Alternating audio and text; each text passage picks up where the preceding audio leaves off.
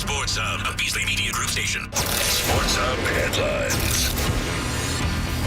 Patriots head coach Gerard Mayo yesterday officially named veteran Jacoby Brissett as starting quarterback yesterday morning as the team got ready for the beginning of the regular season a week from Sunday in Cincinnati. The team held their final practice of the week yesterday as well. Offensive linemen Sidney So and Vidarian Lowe were absent again. Jalen Reagor and 5 others were signed to the practice squad. Patriots preseason kick returner David Wallace reportedly worked out for the New York Giants yesterday. Patriots are in Cincinnati in week 1. Bengals top gun Jamar Chase was missing from practice again yesterday as contract negotiations between the two sides continue. San Francisco finally signed Brandon Aiyuk yesterday. It's a 4-year, $120 million contract extension with $76 million guaranteed. The Red Sox got 2 hits last night. They lost to Toronto 2-0 at Fenway Park. Bowden Francis took a no-hitter into the 6th inning for the Blue Jays. Minnesota was idle last night, so the Sox are 3.5 games out of a playoff spot. They're in Detroit tonight. At the FM Championship at TPC Boston, American Marina Alex has a 1-shot lead after firing an opening round of 4 under 68.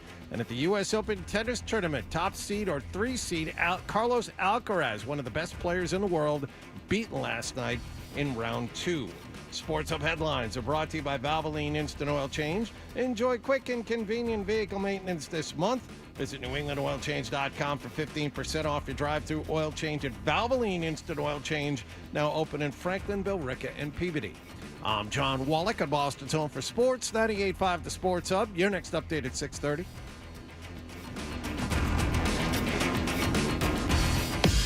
Listen to it, laugh at it, get mad at it, agree with it, argue about it. It is Boston Sports. Boston Sports. And it is all we do. 98.5 The Sports Hub. Afraid hello. Hello.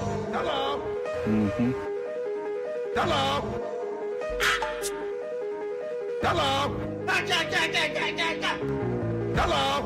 He's naked. He has a sword. Loopity about with a football. 98.5. Bruins are back from the West Coast. Cocaine and hookers. Yes. No. Is it okay to use this for the radio? Yeah. Welcome to the show, you sweet bitch.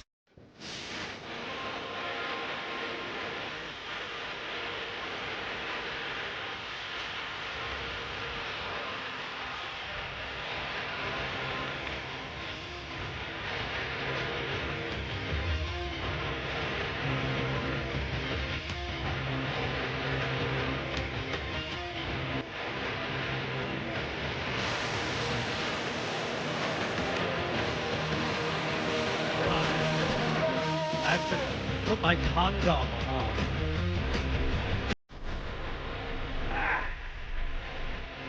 There we go. I didn't have the mic condom on. Don't want no germs. No. Don't want no germs. Yeah, you got to put that on. Yeah, Kendra was in here and was wiping down her microphone before she started. Oh, over on Fred's board? Yes. Yeah, I think she that's says wise. that position and the one Michael Holly is in, the Zolak position, she wipes down vigorously whenever she sits down. Holly's in that Zolak position with no mic condom. He's just condom. He's raw dog. Yeah, that's just, and that's something you should do before you get warmed up, before you get too into it. Just do the responsible thing. Just slip it on there. But thanks for telling me this now, Wallach. Well, you know where Zoe sits. You've been in here for. It just dawned on me while I was saying it. Maybe Michael wouldn't like that if I said it. You tell me on Friday. I was here on Wednesday. I was here yesterday. You didn't tell me that this was a dirty position. I didn't know this. What's really unfortunate is for people who come on like after him or even the day after and can tell what Zoe had for lunch, hours or in some cases a full day before. And it's most often noticeable when there's a drop by legal seafood, because he'll bring crab legs into the studio. I heard about this. Yes, I think Kendra told this story. It was was it crab juice? Yeah. crab juice on the mic. Right. Had been there for a day or two. And just bits of crab stuck in the little wire mesh of the microphone there. Not only there, but on the computer screen at times. Right. You walk As a in. matter of fact, let me. Yeah, it's not gonna. Michael's got the wipes now. Here we go. I don't know that it's gonna do anything. It's certainly not gonna hurt to Clorox those things real quick. All right. Yeah, just give it a quick wipe down. You're fine. Toucher and Hardy here. Fred off again today, but Michael Hawley back with us to finish off the week and get into this Labor Day weekend, and where you will hear a lot of this today, and a lot of different shows, a lot of different, stations, channels across the country, people kind of mailing it in on a Friday of Labor Day weekend. This is your last chance to really goof off before, all right, back to work, everybody. Let's go. Not on this show today. This is a legitimate Love it, Hardy. 4-hour capital S sports radio show where we are going to have real discussions, and we're going to have, we'll have a good time doing it, but it's not like we're all just here to goof off for the next 4 hours. Now, Cheerios. Now let's talk cereal. Now we're going to talk cereal first, and then we're going to get into chips later on. And I'm not even joking, because there was an article about somebody who said this is what everybody makes the mistake of doing at their Labor Day cookouts, is getting the wrong chips. In fact, I can take care of that one right now. Just get regular potato chips. You're done. You don't need anything. If you have nice chips that you like, chances are you like those chips. You don't need to force them on everyone else. You know what people like?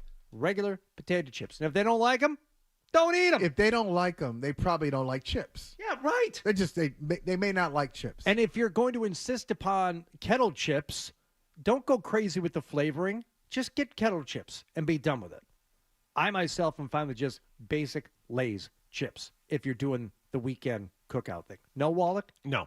What? I'm recently into the tortilla chips with lime. I like the lime chips. Okay, I'm glad you brought that up, because in this article they said, you know what's not in those tortilla chips with lime? Lime. It's just Nice a little super flavor. artificial flavor. So it's not actual lime. So it tastes like lime. Big deal. Still tastes good. Okay, so you're Am I ruining the inside of my body with fake lime? Is that the problem? You might be. Okay. Who knows? Well, what is it?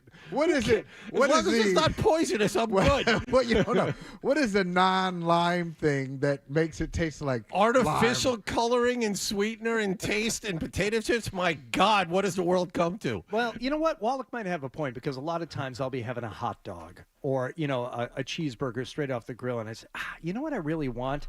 Something to ward off scurvy. I just need a little bit of citrus to go with this hot dog.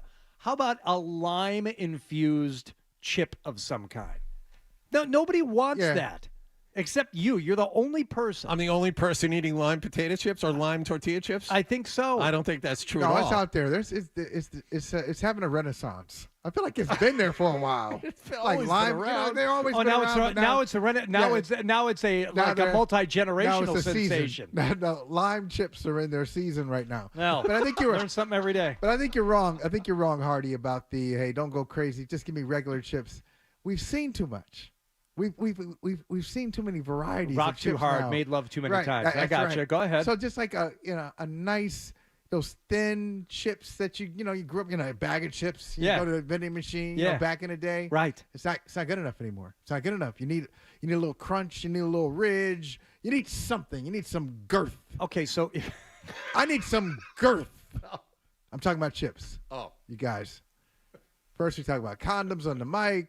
Now I say girth, and the eyes I are was lowered. all in there The for a eyes second. are lowered. I was all like in. I'm talking about hips or something. Now you've lost me. Hips, chips, not hips, chips. this is something I like to call playing the tape to the end. Okay, so let's get to somewhere toward the end of this weekend. Sunday, you've got Monday off, but your friends are having a cookout, right? You show up, you've done the right thing, you've avoided having a big lunch. Now you're hungry. You smell the grill, right? We got dogs going, we got burgers, God. we got some steak tips, we got some chicken on there, right? You got everything going. Grab yourself one of them crappy little plastic plates. Get yourself a burger. First of all, potato salad or anything sitting out especially anything that's been outside. No, I don't want any potato salad. I don't want any of that stuff. You just go inside and get that. You keep that inside. Okay, fine. Whatever. Okay. But you're gonna put some chips. There are gonna be some chips on the plate next to you. What do you want? What do you want? That's gonna please everybody. What should they serve? Gotta have a little ridge. Plain, just that will please You just everybody. you want plain I just Ruffles, can't have non-flavored Ruffles? I can't have the thin wispy. The thin wispy chip is out. Okay. I agree. It has to be. Ruffles is a good choice, but I think the crowd pleaser usually winds up being sour cream and onion. You're out of your mind. No, it isn't. Why am I out of my mind? You say you want an entire party to That's eat controversial. the Yeah. same flavor and a bold flavor like sour cream and onion? I think that a lot of people tend to like that. It's either that or the plain. No, but but the see- plain would be Or sick. tortilla chips with lime. Well, I like tortilla chips with lime, but I not like everyone else Fruity does. Pebbles, but I don't think you should put a big bowl no, of them out for your cookout. I didn't say the lime chips should be out at the cookout. You said that. That's what we're talking what about. he That's said. what this whole His great conversation setup. was based on. What you should have out at your cookout. Why are and you you chirp up why and are you start talking about screaming and your yelling? Because we're talking about fake cookouts. lime-infused chips. Nick, am I right? Look, Nick is back there shaking his head at you. Yes. Because this is a very important Now you've topic. ruined the Why show. is he mad? Because this is a very important topic, and you're not taking it seriously enough. You know what? He did say I had to take this seriously. We were going to take the Come show on. seriously, and I've already blown it up. Yeah. But 10 Hardy's- minutes in. Think about Hardy's setup. Hardy's setup, you're absolutely right. Because you got the burger, so you got the dogs, you got the burgers on the grill, everything smells Maybe great. get a little fruit salad out there too. All right. Maybe a little sweetener at the end, and you got your But I favorite see your beverage. plate. But see, I see your plate, and if you really have done it right, that burger might have a little juice on it, and the juice might get on the plate. So All right, talk to me. What can you? Right. Because you need a chip that can kind of absorb some of that crossover. You think you're going to get a chip that's going to absorb the bloody burger juice? I mean, it may happen. You don't want it to happen. It just may happen. So when that happens, everything on your plate still needs to be alive. That's what the bun is for. That's what the Okay, bun on the burger bun, is for. maybe it can't handle all of it. Maybe like a little ketchup falls off, a little relish falls off, and you have that chip, and now you can get a little scoop. You can get an unintentional scoop situation. See, you guys don't know how to eat. What's wrong? That's why I'm always I'm perpetually trying to lose 5 to 10 because I love to eat. That's the last 5 to 10. Now, to that end, Holly tried to bust my balls first thing this morning. Asked me if I had done anything for my friends, the bees, yesterday. Oh, because yeah. he said something Oh, you about bees. really- I'm like, they're the most important part of the ecosystem. You really went off on me Dumb. yesterday. And he and I got into a vicious back No, it was and forth. one-sided. It was one-sided. I was Vicious. I was Names- taken aback. I was taken aback by what you did to me yesterday. Things were said on Post-show. both sides that were regrettable yet meant in the heat of the moment. You know, there's a little bit of truth in every insult. Right, exactly. But you apologize. You're like, yeah, but that thing's not going away that you said. I said, you know what? Ha, ha, ha. I did enjoy some honey yesterday on a bowl of banana blueberry flavored Cheerios because I'm a sucker for the different flavored Cheerios. I wouldn't put them out at a party, you understand, but I like to try them. I like to support the Cheerio company. And when they put out, say, just straight up banana flavored Cheerios, delightful. Strawberry flavored Cheerios, delightful. And I see two of my favorite things, banana and blueberry. Oh, they're mixed together in one. Got the light colored Cheerios, got the darker blueberry colored Cheerios. Took them home. I was so confident in my purchase. I took them out of the box and put them in one of the big plastic container store containers. My wife loves to buy things that other things are then put into, right? You know, get things to hold other things. Like, can't just have a box of cereal. You know, you got to put it in the little container store thing. Oh, yeah. It does keep it fresher. I'll give her credit. I don't know if anybody even tried it. When you open the lid to this thing, the smell coming out of there is so toxic.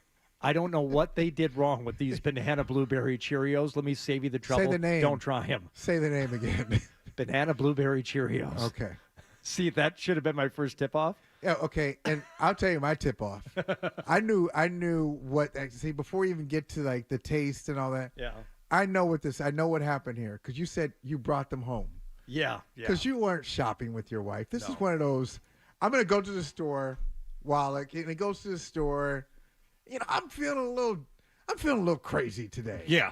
You know, I'm gonna get something different. Yeah. my wife, if she's here, we're not buying this. I'm gonna do so. Why didn't she bring this to the container that holds other containers? I'm gonna get this cereal. And it was just a bad idea. It was just a bad idea. But I've come home with from other a solo shopping trip. I do very little grocery shopping. Really? My rule is I have to either be able to carry it in two hands or just in the handbasket. I won't go into a grocery store and grab a cart. Like that's going to take way too long. I won't do. Do you grab the small little carrying? Yeah. Okay. That one. You're anti-cart, but you got the carry. I hate the grocery. It doesn't matter what grocery store. I hate it. But I'll go a couple times a week because we need eggs, we need milk, something, whatever. That's fine. But I'm not doing the weekly grocery. I won't do it. So I will come home sometimes with an extra thing. Oh, we only needed these 3 things, but look what Daddy got: banana, blueberry, Cheerios. Not a hit. Were you I'm forced to eat every single last one of them. I won't. Were you the only away. one? Were you the only one who experimented with the banana, blueberry? I'm telling you, Cheerios? I think the other people have opened up the container and smelled it and said no, thank you. Yeah. But when a cereal smells, that's also a warning sign. Cereal shouldn't have much of a smell. Shouldn't stink. Without the milk. It shouldn't offend you before you even get into the bowl. But with a little drizzle of honey to bring it all home, there it is. Makes everything better. All right, so it was okay. From our friend the bees. Will you go back to it? The Cheerios? Yeah. I got to finish them. You got to finish them. I won't throw them away. See how he slipped that in? I know. That was pretty good. Yeah, everybody's friend. Without the bees, we're screwed. Yeah. All right. So now that that's out of the way, now let's do some serious. No, we're going to shut her down until 10. We're going to let the equipment cool down until 10 a.m. and just take a breather. Everybody just relax. Just Get relax. a jump start on the weekend. We will get to what happened last night. College football started. Red Sox played last night. Got a couple of tournaments going on, one here locally. So we'll get to all that. Wallach, if you don't want to cover the FM championship. No, I was going to leave that for you. We'll do it. that in the between now and 7 o'clock. When are you going? Today, rundown. tomorrow, and Sunday? Are you just going today and tomorrow? When will I see you? Well, the whole weekend, naturally. Yes. I mean, that's Are everyone you loves the trip to Mansfield. Are you going straight from here? No. Okay, because we could convoy. We could. Oh, really? Yeah, we could go together. I'm straight from here, baby. Wow, cool. No. Okay, you got tickets first. to the hospitality tent like we used to have, or are you just going to walk the course?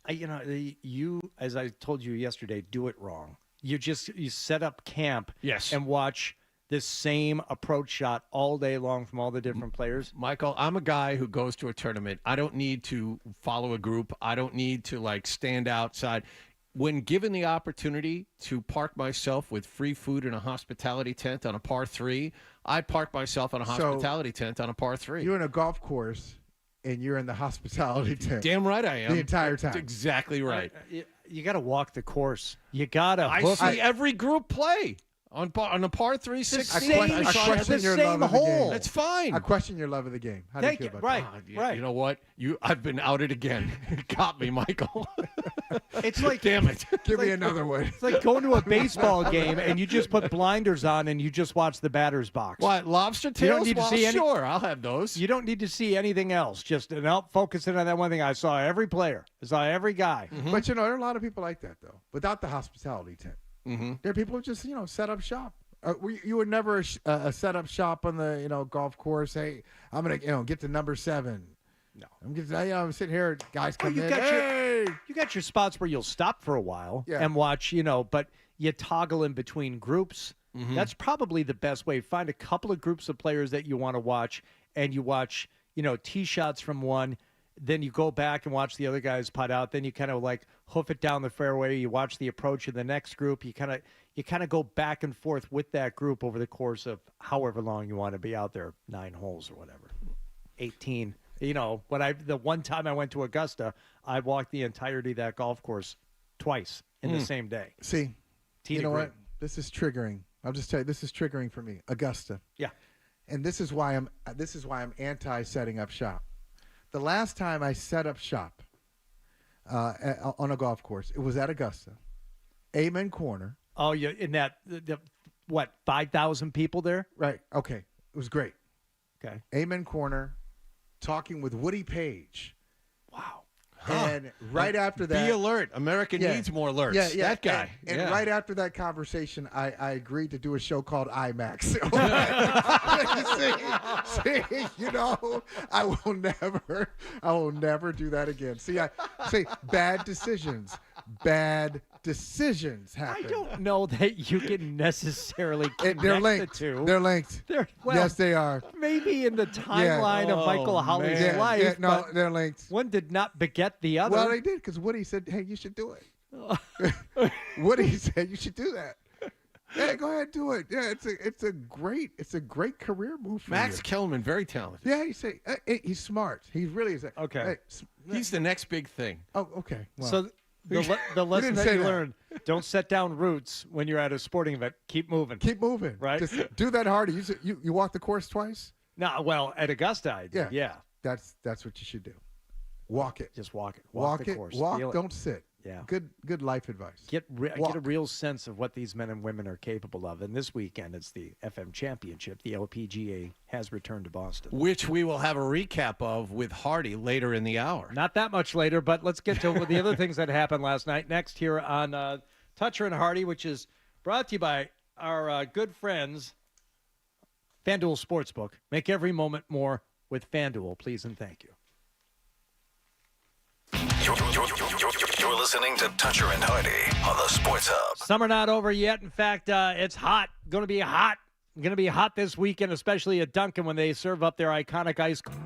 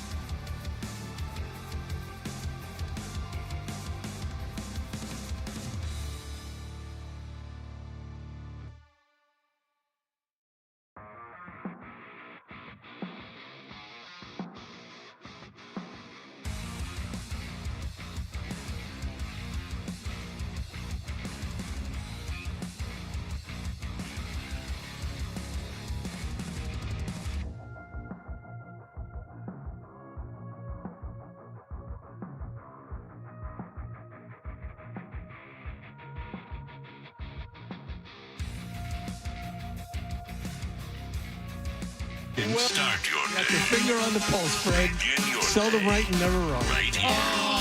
Is that Toucher or is that Hardy? I know, looks like a poodle. It's an effing poodle, dumbass. The Sports Hub.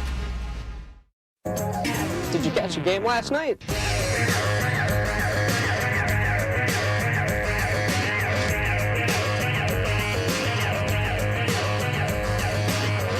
Did you, in fact, catch the game last night? I caught part of that Red Sox game last night, but I'm not going to blow it for Wallach, who will tell us in detail what happened last night.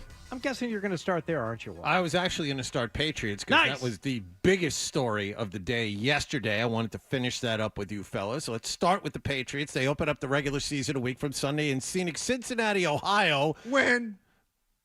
Go ahead. Sorry. Coming up at 8 o'clock, we're going to go through the entire 17-game schedule. There it Win, is. win, push, win. You ever try the Skyline chili, Michael?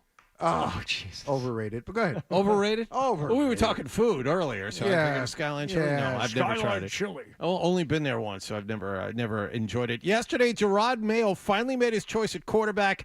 We heard it right here on 98.5 The Sports Hub. A little under 24 hours ago, Jacoby Brissett, fellas, will be the starter. Excited. Obviously worked hard to get to this point, and excited for this journey that we're about to, I guess, embark on, and so yeah. That meant that despite outplaying Brissett this summer, and the head coach admitted as much in the 3 exhibition games, rookie first-round draft pick Drake May will start the season on the bench. I wouldn't think disappointed. I wouldn't say disappointed. Obviously, there's two ways to look at it. Obviously I want to play, competitive edge in me. But at the same time, understand the situation. Kind of what's coming in here, and Jacoby's, been in the offense, and he got the, the reps, with the ones all camp. So can't really say I'm disappointed. Drake May said all the right things. Jacoby Brissett, very, very flatline, very straightforward, not excited, not upset. Everyone did their best to kind of tiptoe around yesterday, but you kind of knew this was coming. Yeah, and you noticed that Drake May said, yeah, he got reps with the ones all summer, so I'm not disappointed. In other words, I was never really in this thing. I have confidence in my ability, but he got the reps with the ones. What were you thinking? Yeah, and to me, when we got the Schefter, report at 8:15 yesterday morning, and then the 76-second press conference from Gerard Mayo confirming Schefter's report that Brissett was going to be named the starter, I thought it was the biggest non-news since Belichick was released. Back in January. It's like, of course, we knew. Everybody knew it was just a question of when and how it was going to go down. What surprised me about this one is the level of anger and disbelief. Anger, I get. You're angry at the way the team has maybe conducted business up until the year before Brady left. Maybe even before that. You don't think they've been doing things right, especially at the most important position. But to be surprised in any way that Jacoby Brissett is going to be the starting quarterback, how can you be surprised? Drake May just told you. Holly, you just said it again. Wallach, you just said it again. He got the reps with the ones all during camp. May has looked better at times. Yep.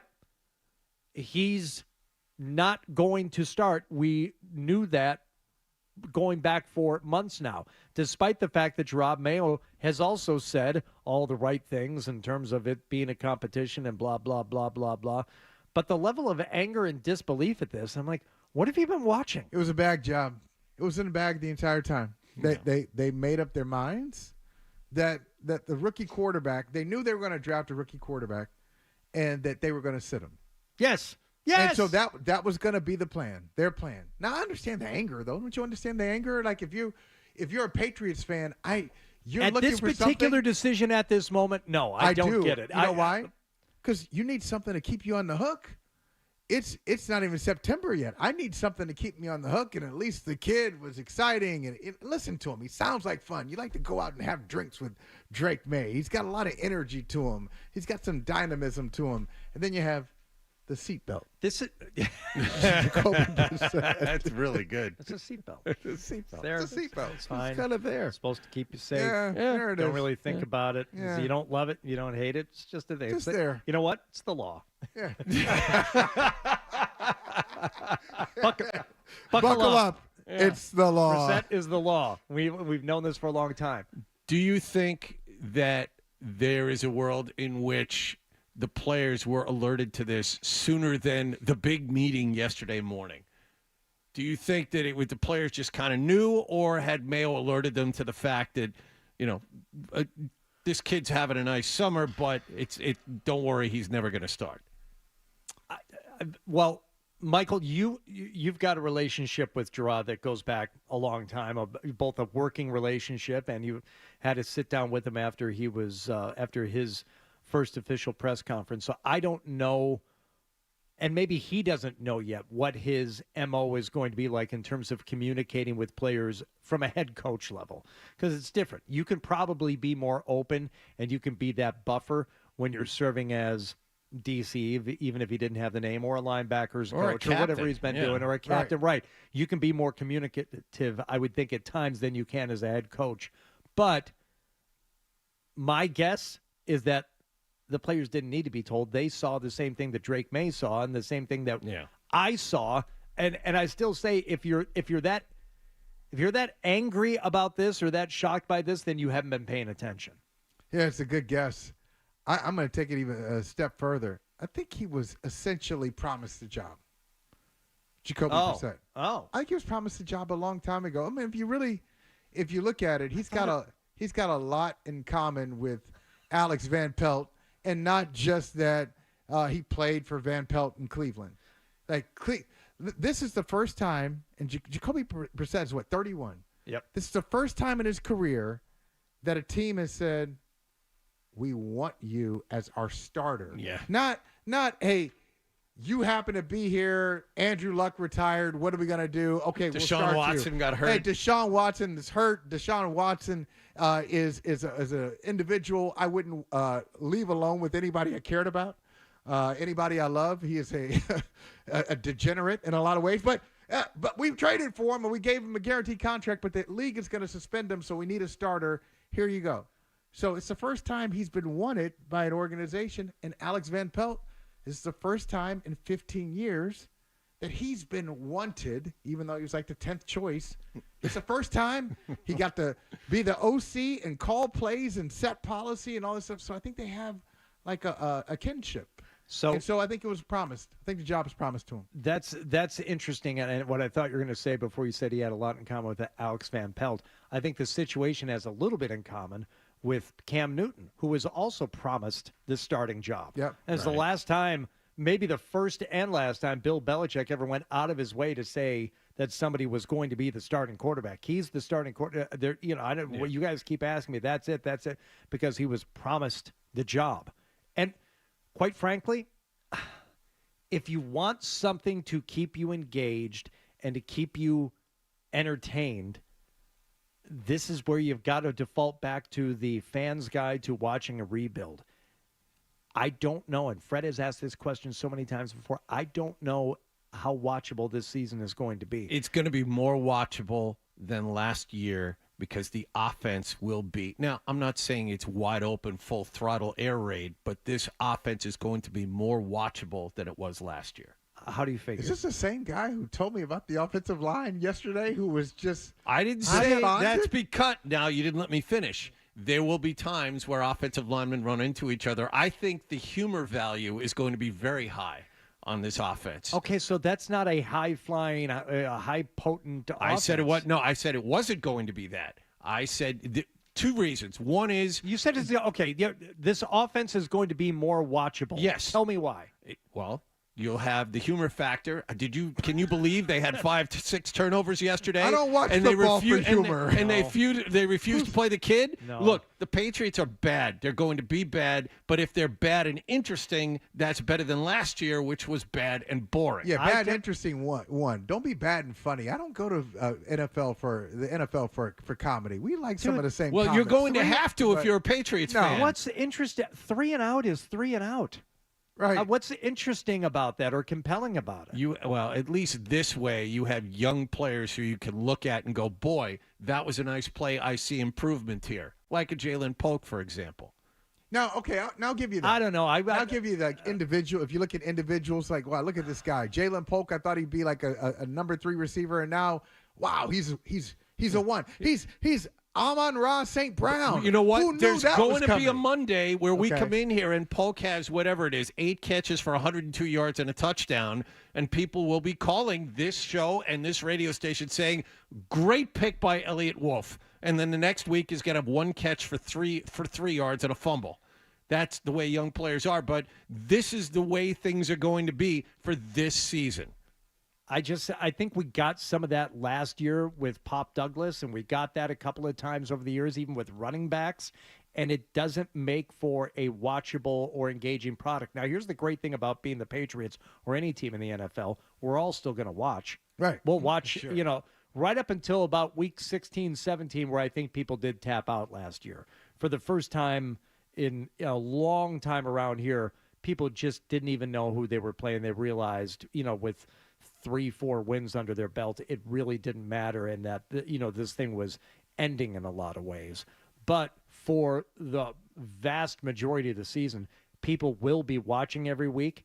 I just don't know how good it's going to be. With Jacoby Brissett or Drake May, actually, I do know it's not going to be good either way. It's not. Okay. They're not ready as a team. They're not ready, and to insist that Drake may go in there and start for what? To what end? You said you don't know how good it's going to be, Hardy. I was thinking about this yesterday. How bad will it be? I mean, some people think they're going to be the worst team in football. I don't think they're that bad. Who's worse? I don't think they're worst team in football. But I'll come up with somebody before the show. I got time. Well, it's not 10 yet. Take some time for this. I'll think about it. But are we talking about, 40-7, or is it? Oh, here we go. They scored 15 points. They scored 16. That's their ceiling, and they lose 27-16. Is it one of those? Yeah, it's competitive. They're in it, but not really in it, and they just don't have any kind of weaponry. Is it that? I mean, they're both bad, but it's just one, you're just getting your head kicked in, and the other one, defense won't allow them. You're just kind of hanging around, and you don't have enough to close. I think it's option B. The defense is going to be good enough to theoretically, if you look at the score, keep this team in games. They may be down 10 or 14. They won't come back, but they'll lose 24-10. Which one's more? Is either one of those? Well, we know one of them is not interesting at all, losing 40-7. But if they're competitive, is that more frustrating, or does that keep you engaged? See, I've never been like a huge God. They lost 8 straight games, but 7 of them were 1-score games. Teams play a lot of times down to their competition, and they do just enough to win.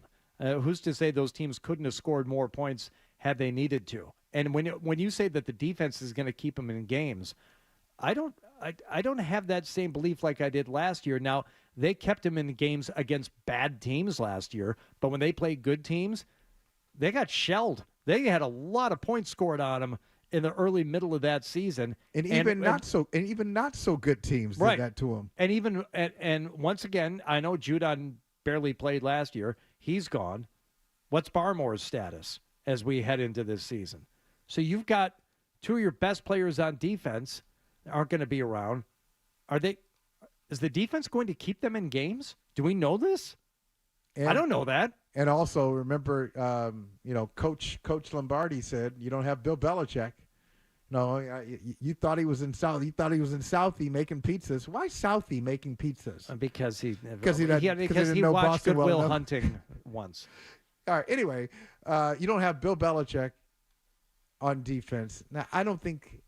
Ironically, I think that's the least of their worries defensively because he had so many other things going on the last few years that it was Steve Belichick and Gerard Mayo and DeMarcus Covington working on the defense. And so Belichick could work on the offensive line that was terrible or try to help out Billy O'Brien. But you don't have those guys. All right, does that change it? Does that change a lot? Defensively, I don't think it changes much. Let's explore that a little bit more, and also find out what else happened last night. We got Red Sox and Deion Sanders in Colorado. Nice. Played last All night. right, coming up after the headlines here on Toucher and Hardy.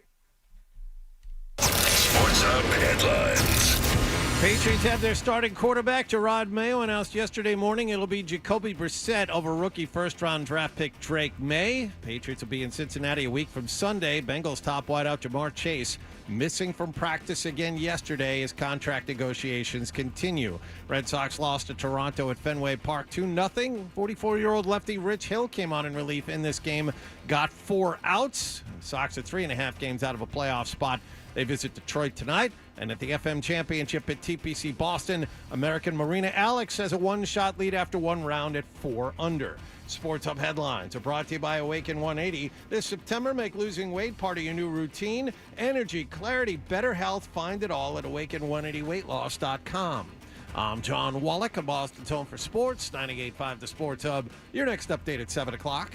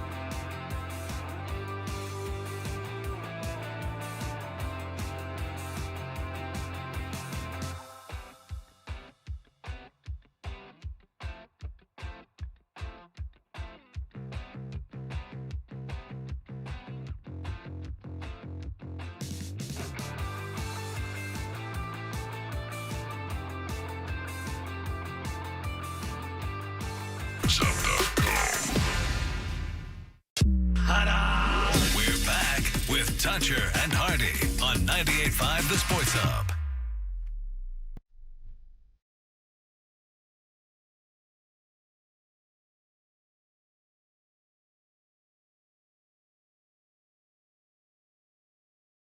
It's Toucher and Hardy on this Friday of Labor Day weekend, where Bert Breer will be joining us here just after 7 o'clock.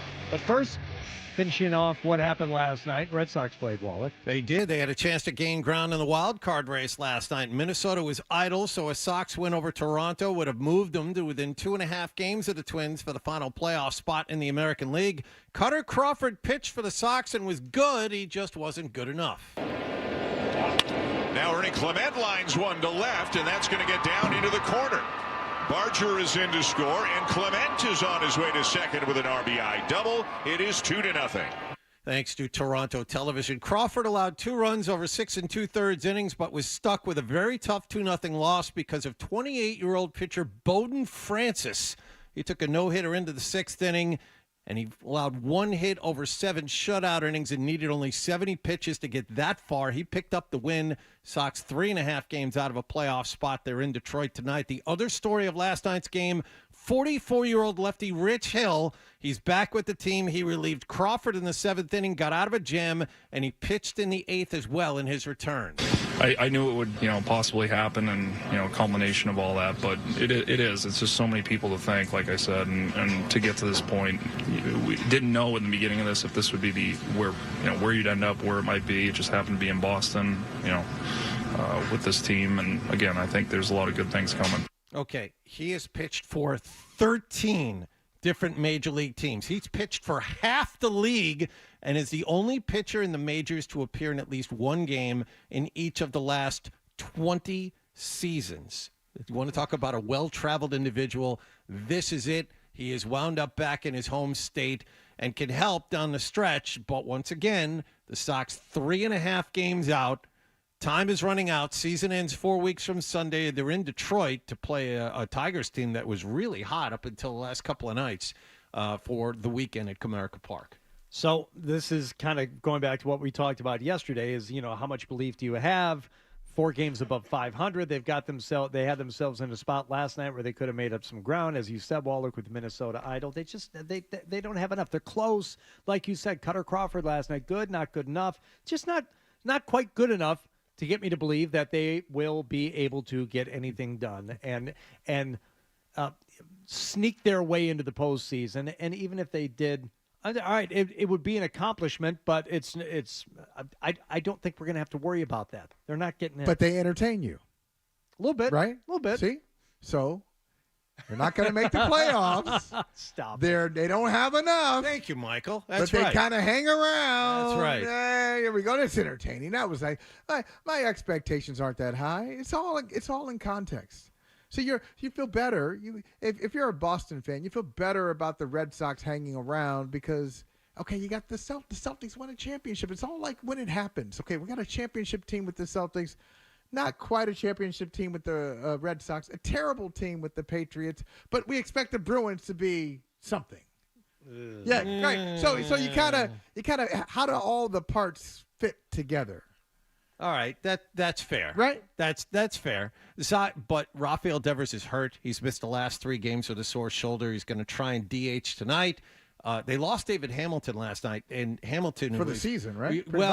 It depends on who you talk to. He fractured his left index finger trying to bunt a couple of nights ago, so he's out 4 to 6 weeks. As I said, the regular season ends 4 weeks from Sunday, so it'll be close.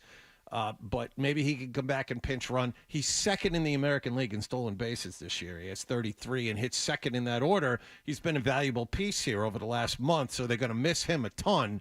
But they're being held together with like bubble gum and like wires, and still they're kind of hanging around. And it's a team, getting back to what Hardy said, it's a team that's really easy to root for because the talent is nowhere close to the achievement this year. Not even close. And you said they hope that Devers is able to be a DH or something. Yeah. I mean, if you just amazing. If you put Devers into the lineup, so you take Devers out of the lineup, you go, well, there's really not much to see here outside of Jaron Duran is having a historic season. but in the middle of the lineup, the center falls apart without Devers. Put Devers in there, you go, okay. All right, they can do something. Let's move into college football because I think this is a big story from last night. Deion Sanders' Colorado Buffaloes kicked off their season against FCS Power in North Dakota State. Deion's guys actually down at the half, 20-17, but his son, Shedeur Sanders, made a big difference after the break. They just get it off into the end zone. Contact. What a catch! A miraculous, impossible catch by 12. All right, that's Mark Jones on ESPN. Shedeur Sanders, 445 yards passing and 4 touchdowns, 3 of which went to that guy, Travis Hunter, in a 31-26 win. The offensive line averaged at best. The defense struggled with the team they should have run over, but it's a win. The next game is a week from tomorrow night in Nebraska. Deion does a lot of talking. Colorado put out a 6-minute hype video about how this season was going to be different and the offensive line was going to be the offensive line wasn't very good last night. Right. Offensive line wasn't really good at all. They played a team that they should have run over and didn't on their own home field. And then there was this interesting play. I don't know if you guys saw this at the end of the game. Colorado up 5. 1st and 10 with 1:41 left in the fourth quarter.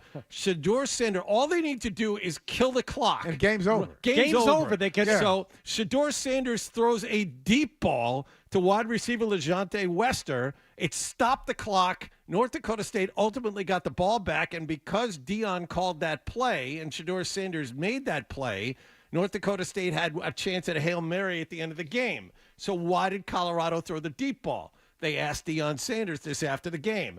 Deion's answer was it was because his son is such a good teammate. He wanted to help Wester get a big play on a night where Colorado's 2 other receivers, Jimmy Horn and Travis Hunter, played phenomenal games.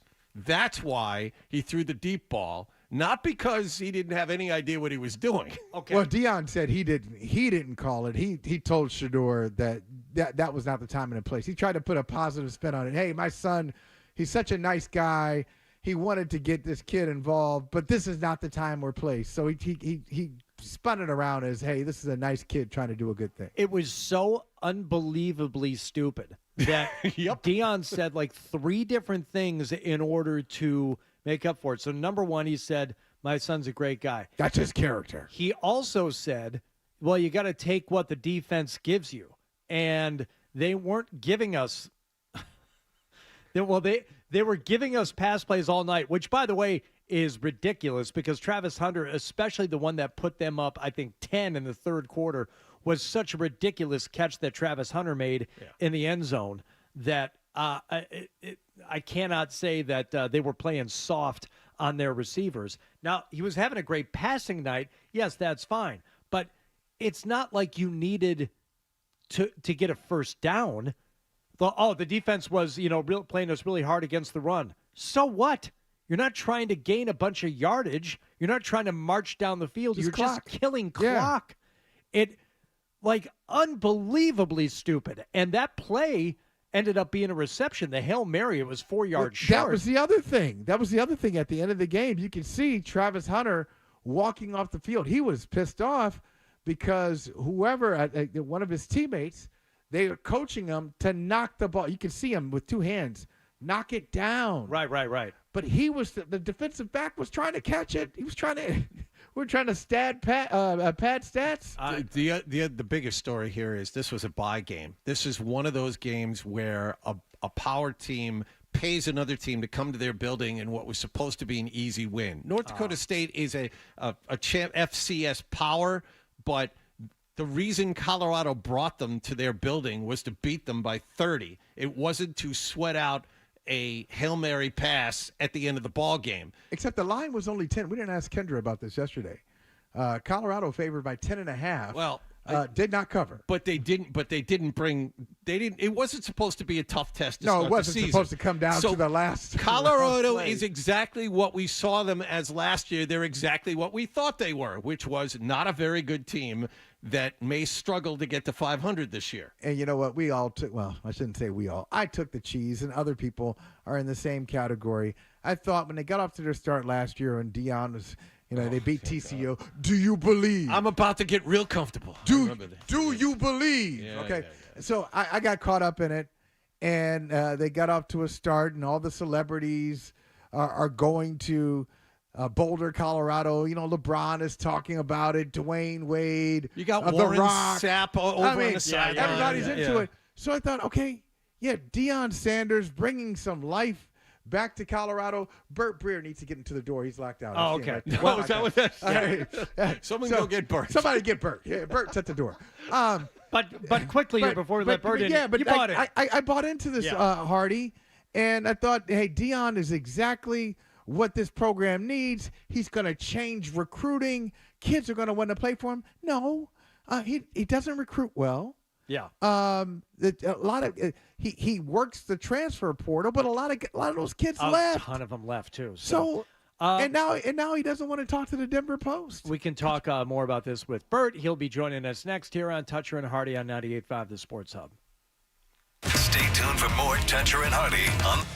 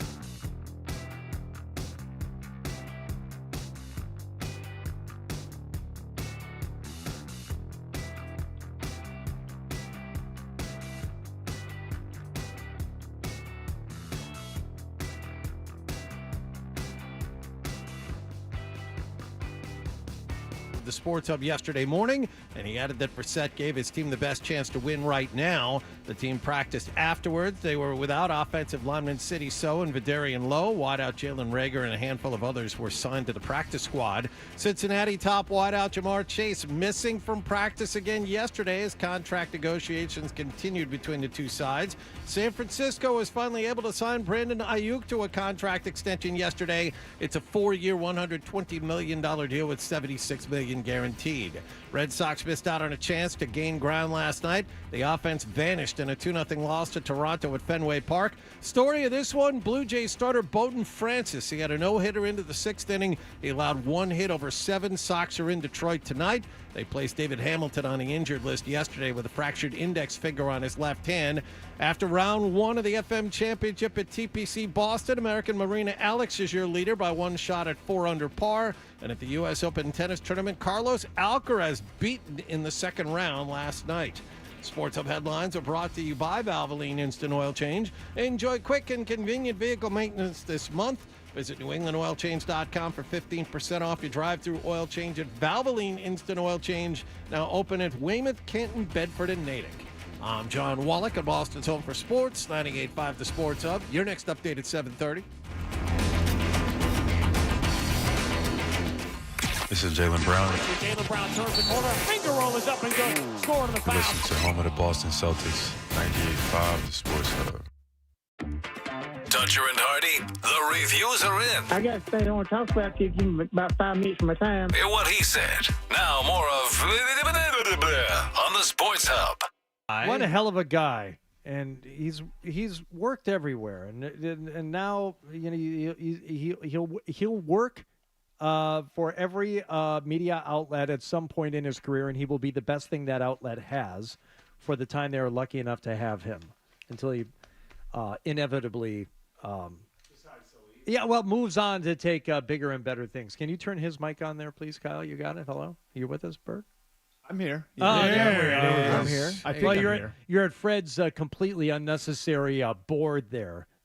So it's a little. I don't even know, how do I turn the volume up in my ears here? I don't think Fred. I don't want to touch anything. I feel like I'm going to screw the show up. So it's one of.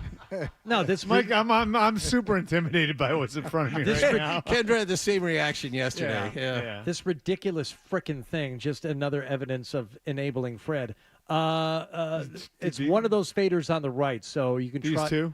It's only one of them, so try them both. Try them. That's better. All right. Okay, so there we but go. Here's the problem. I was going to say try them independently because now when the mic. I probably screwed something up. No, you haven't screwed anything up. But when the mic's cut off, it's going to be really loud in here on the external monitors. But we'll fix it. Don't worry about it. Bert Breer is the senior NFL reporter and lead content strategist for the MMQB, and Bert joins us live in studio this morning. Not reading that. Okay, that was off the top of my head. Well done. Hi, Bert. Hello, Hardy. Good hey, to see Michael. you. Bert. What's up, John? Hey. Least surprising news yesterday that Jacoby Brissett was named not just the starting quarterback for Week 1, but he is the starting quarterback for the season for the Patriots. We'll see. I mean, that.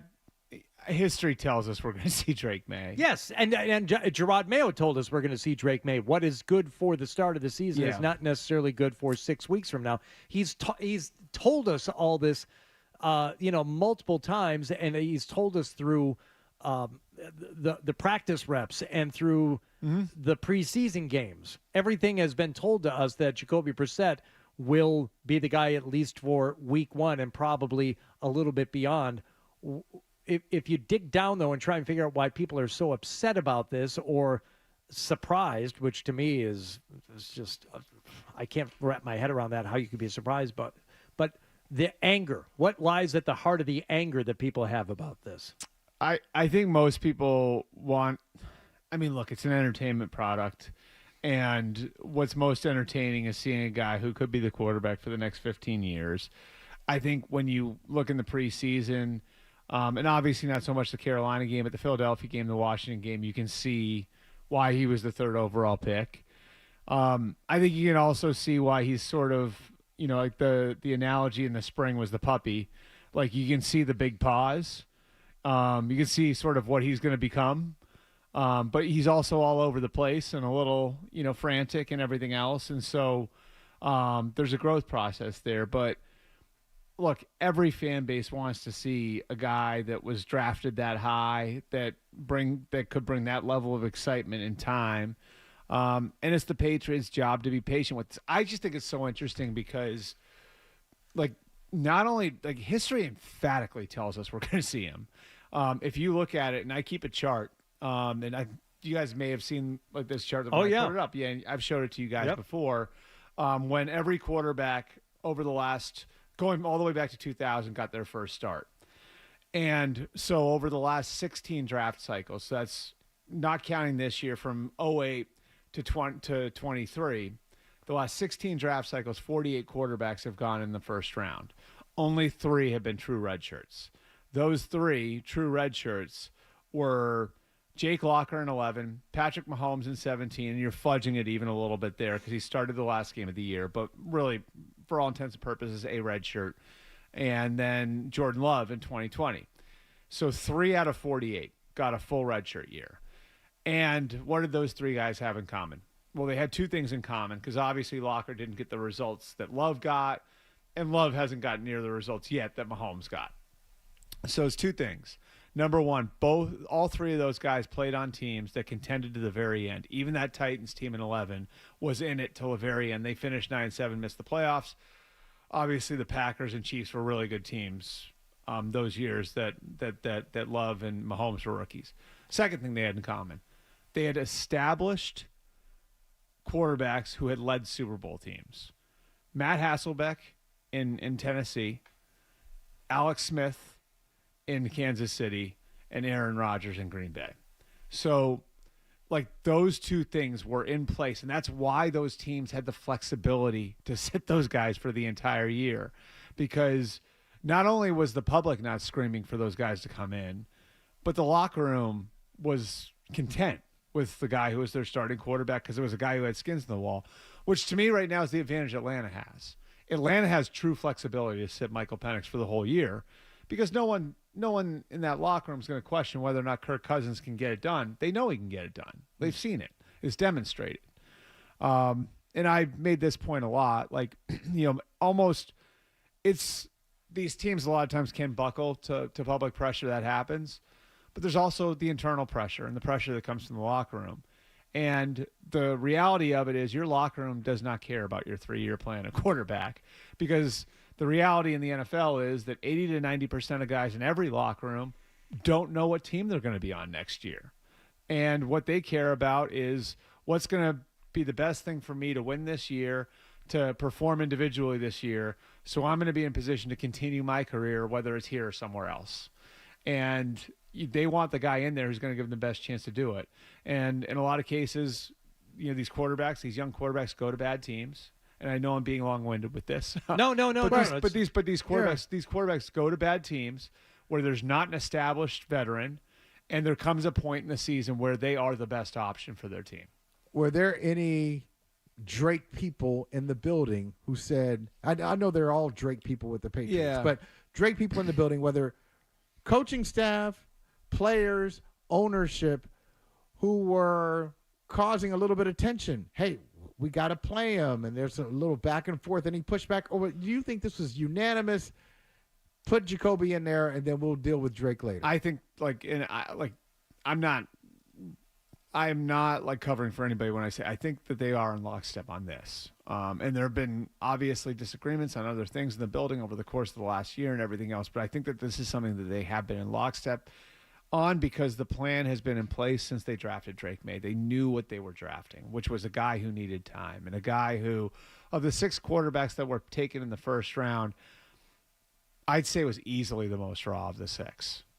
Easily had the longest way to go. Now you're comparing him to a guy in Bo Nix who had 61 college starts, a guy in Jaden Daniels who had 55 college starts. And they're both 3 years older than him. Right. Like they're 3 years older. Well, Penix is 3 years, Nix is 2.5, whatever. But and both those guys were multi-year starters in multiple programs. Shopping for programs. Right. So you knew what you were drafting. And so this has been the plan all along. And I actually think what opened the door the last couple of weeks wasn't how Drake plays, how Jacoby played. it was like you looked at it out there and it's like, is our offense running properly? And, I think for Alex Van Pelt and the offensive staff to some degree, it was looking at it and the Jacoby that they had in Cleveland 2 years ago, right, who was surrounded by Jack Conklin and Jedrick Wills and David Njoku and Amari Cooper and Nick Chubb. And, like, it looked like a different Jacoby Brissett 2 years ago. Well, part of that was because Cleveland had a lot more around him. Okay, so and you kind of answered the question there, but it's like, is the offense running properly out there? Interchangeably between either Jacoby Brissett or the reps that Drake May was getting with this. No, and that we're just this was last night. Wallach, you had had that report that the absentee list for the Patriots at practice yesterday. Vidarian Lowe and City So both at missed practice yesterday. The projected starting left side of the offensive line. Right. So you've got an offensive line that is still a work in progress. You've got the rest of the offense that doesn't have anything approaching, a stable foundation for anyone to go in and work. Now, let me play devil's advocate for a second, because this is what the Drake May people will say. How is he going to get any better standing on the sideline? How's he going to get any better in the short amount of practice that they get? Because it really is, the practice week for these teams is not intense by the time you get done, with the game on Sunday and your film on Monday and your day off on Tuesday. So how does he get ready now that the season is about to begin? He gets ready, and I think there's a good story on Mahomes here, right? Like on how Mahomes did it, and I it's. So, like, there's so many things that are so impressive about Patrick Mahomes' rookie year. Like, I can remember being on the field. The Patriots played the Chiefs in the opener that year. There's a Thursday night opener. The Patriots were coming off winning the Super Bowl. And I remember standing on the field with Brett Veach, who's, the Chiefs GM now. And I can't remember if he was the general manager at the time. He may have just got the GM job. But he pulled out his phone and he showed me video of Mahomes from practice. Okay. And I swear to God, the video, it looked fake. Right. And then I went over to a couple of other Chiefs guys that I knew. And this was, a couple hours before the game, a couple of their front office guys. And they had video of something that Mahomes did in practice. Like, oh my, you gotta see this. You know what I mean? And so Mahomes had obviously impressed them. He also threw a lot of picks in practice that first summer. Like, if you can Google it, there was a practice where I think he threw 10 interceptions, something wild. In a practice, yeah. There was an interception where he threw 10 interceptions, I think. Wow. Yeah, so he had to figure it out, right? But he kept chipping away at it. And I thought one of the coolest stories I remember hearing about Patrick Mahomes was, he would run the scout team. And they would give him maybe a rep or two with the Chiefs offense, but he really wasn't doing much with the Chiefs offense. He was in meetings and everything else that rookie year. So after practice, he would keep guys after to basically go through their team period again and run their what they were doing during their team period again, so he could get the reps actually running the Chiefs offense instead of running the opponent's offense, right? Like what he was doing on the scout team. So he never once asked Tyreek Hill to stay after with him. He never once asked Chris Connolly to stay after with him. He never once asked Kareem Hunt to stay after with him. You know why? Because those were Alex Smith's guys. So he had gotten the younger guys who weren't playing, that were deep on he had gotten all of those guys, and those guys followed him because they knew Patrick Mahomes is doing everything the right way. And I remember it was Matt Nagy I was talking to about this. He was the offensive coordinator that year. It was right before he went to Chicago. He said, I knew he was going to make it. And I said, why do you say that? He's like, when I saw that, I knew he was going to make it, because he understood the dynamic of the locker room. And he understood those were Alex Smith's guys. And he understood that if he had even asked one of those guys to stay after practice with him, that could have caused a problem. And he's like, I knew Patrick Mahomes was going to make it then, because I knew he had the talent.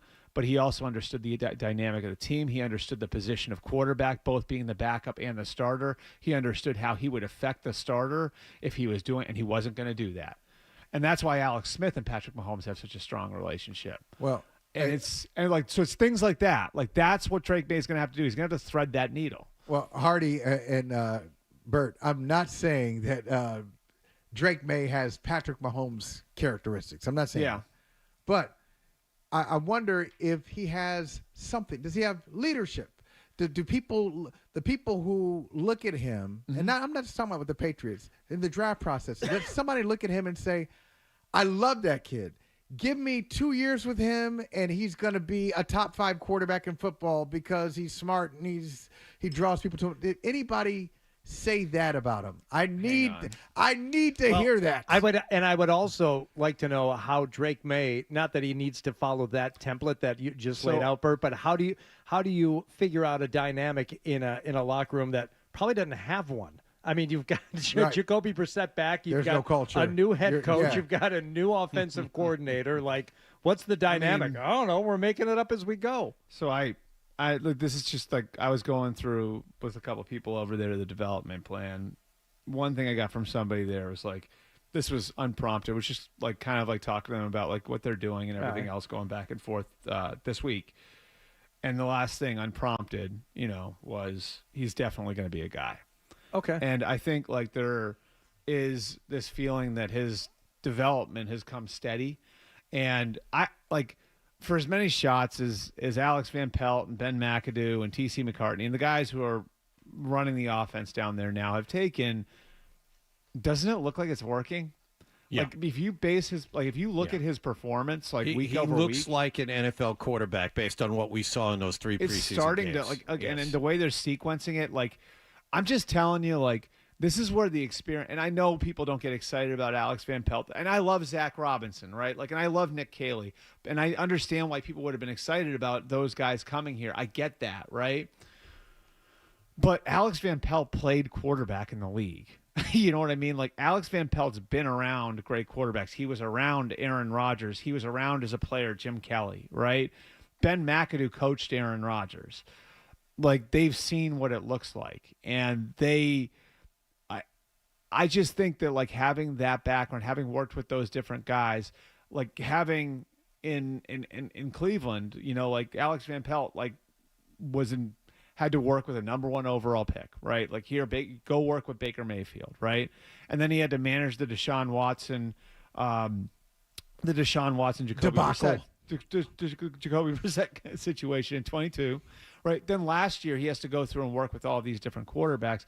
I think the volume of stuff that their staff has seen at that position allows them to put together a plan that's based on like everything they've seen from all of these different quarterbacks. And I do think like if you look at the way that they sequenced it and the way Drake came along in the 3 preseason games, there's plenty of reason for hope. All right, let's talk more with Bert. If you have a question for Bert, you can ask it at 617-779-0985 this morning here on Toucher and Hardy on 98.5 The Sports Hub.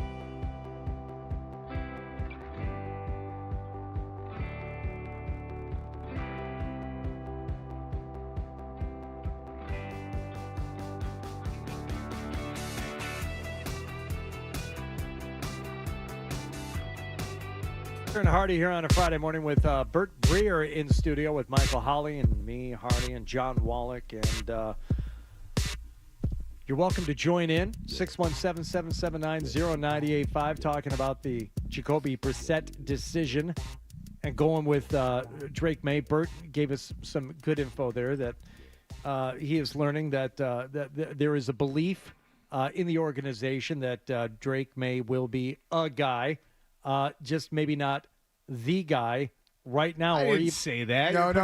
No. I'm saying the dude. Oh, now. Yeah, at this moment, he's the guy. No. We're just playing possum with this. I think it's totally reasonable to not only assume but just believe that even though he looked better at times in preseason games, there's something about him that's not quite ready for a regular season football game. And whether it's footwork, whether it's timing, or the team they is aren't not ready for him as part of it. Okay, too. they're not ready for him. I challenge you guys on this, right? Give me one young quarterback drafted in the first round who overcame bad circumstances. Give me one. What do we mean bad circumstances? Like went in, was drafted into bad circumstances and made it. Overcame bad and I'm not talking about overcoming bad circumstances like 10 years into your career. Like year 1, year 2, year 3. Started right away and over. Because if you think about it, right, like, okay, Josh Allen was drafted onto a playoff team. Patrick Mahomes drafted onto a playoff team. Lamar Jackson drafted onto a playoff team. Justin Herbert went on to a good team. Joe Burrow, you can argue, was bad for a year. Josh Allen drafted on a playoff team when he went 7th? Because they traded up. They traded up for Josh Allen in 18? Yep. They traded up. Remember, they had gotten the extra first round pick, and they had the. They went up, they went down, then they went back up. Right. Again. They had there was the Cordy Glenn trade. Okay. Right. So they went from 21. Okay. If you remember, they had 2 first round picks that year. They went from 21. They traded their left tackle Cordy Glenn to the Bengals. In doing so, they flip flopped. So they went from 21 to 12, and then they traded up from 12 to 7.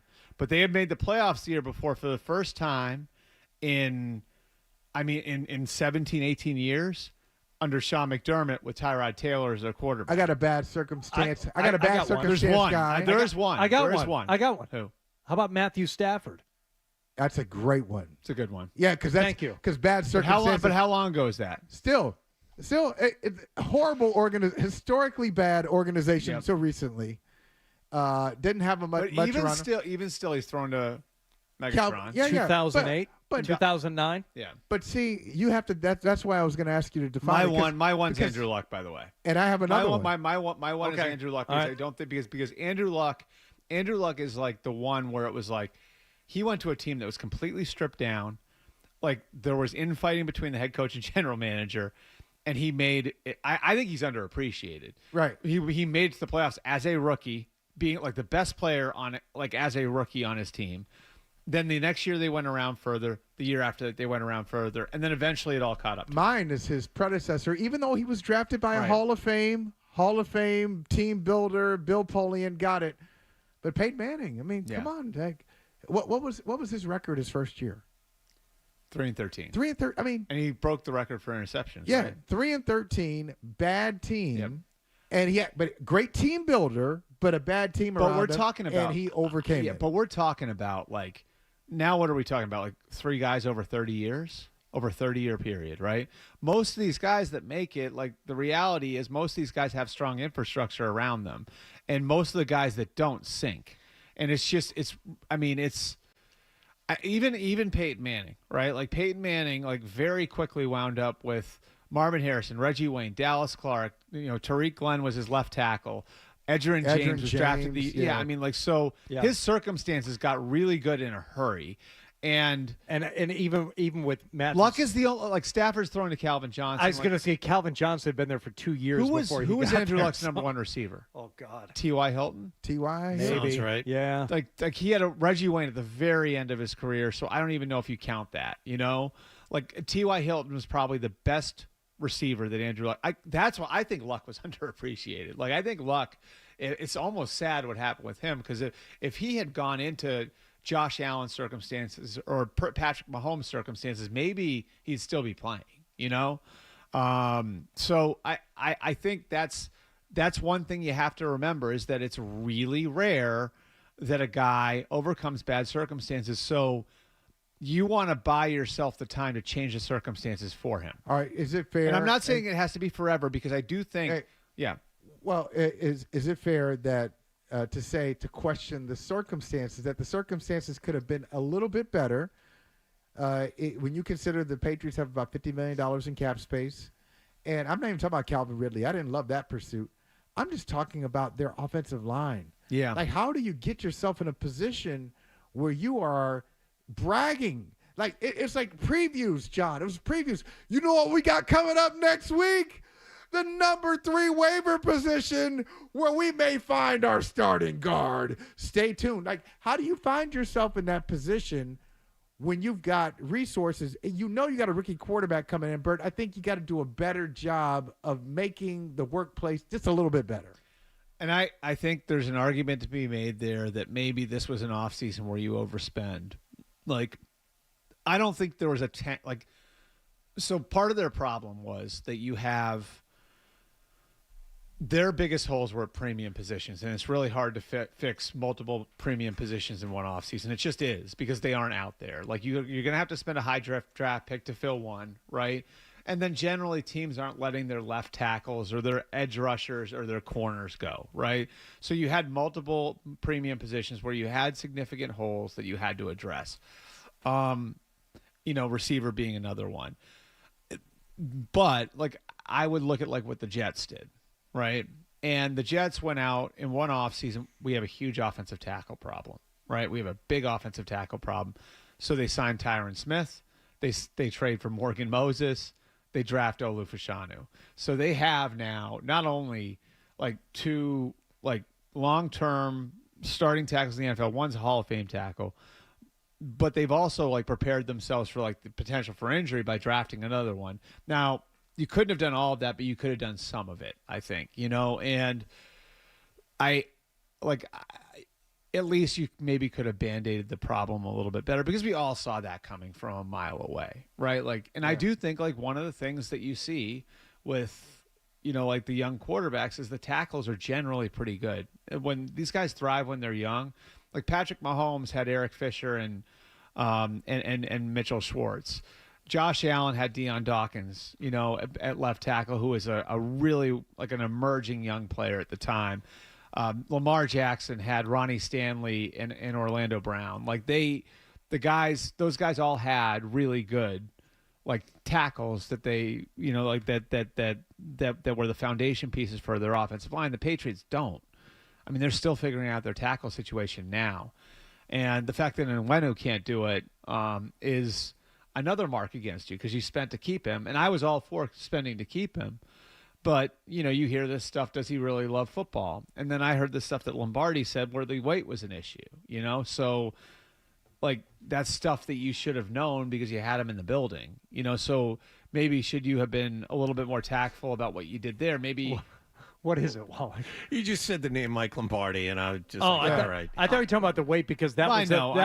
but when you said like it's ridiculous, But again, that winds up being Ken Garrigan going to Mike Onwenu and asking him about his weight, and Onwenu was like, "What are you talking about? I was never 360, whatever." But whenever Lombardi speaks, it's just my natural reaction, or his name is brought up. It's my natural reaction to shake my head and go, "Oh my God." I know, but like here's the, like I'm with you on this though. Like I do think. So, like, I think it's really hard to fix those problems long-term all at once. Like, you were not going to go and get your left tackle, a number 1 receiver, and a quarterback for the next 10 years in one offseason. They aren't available. That just, you can't, it's really, really hard. Well, they thought they'd be able to, get a lot of that on the waiver wire. They were going to add, and they were going to round out the team. I guess the question is, like, then who would you have gone and gotten?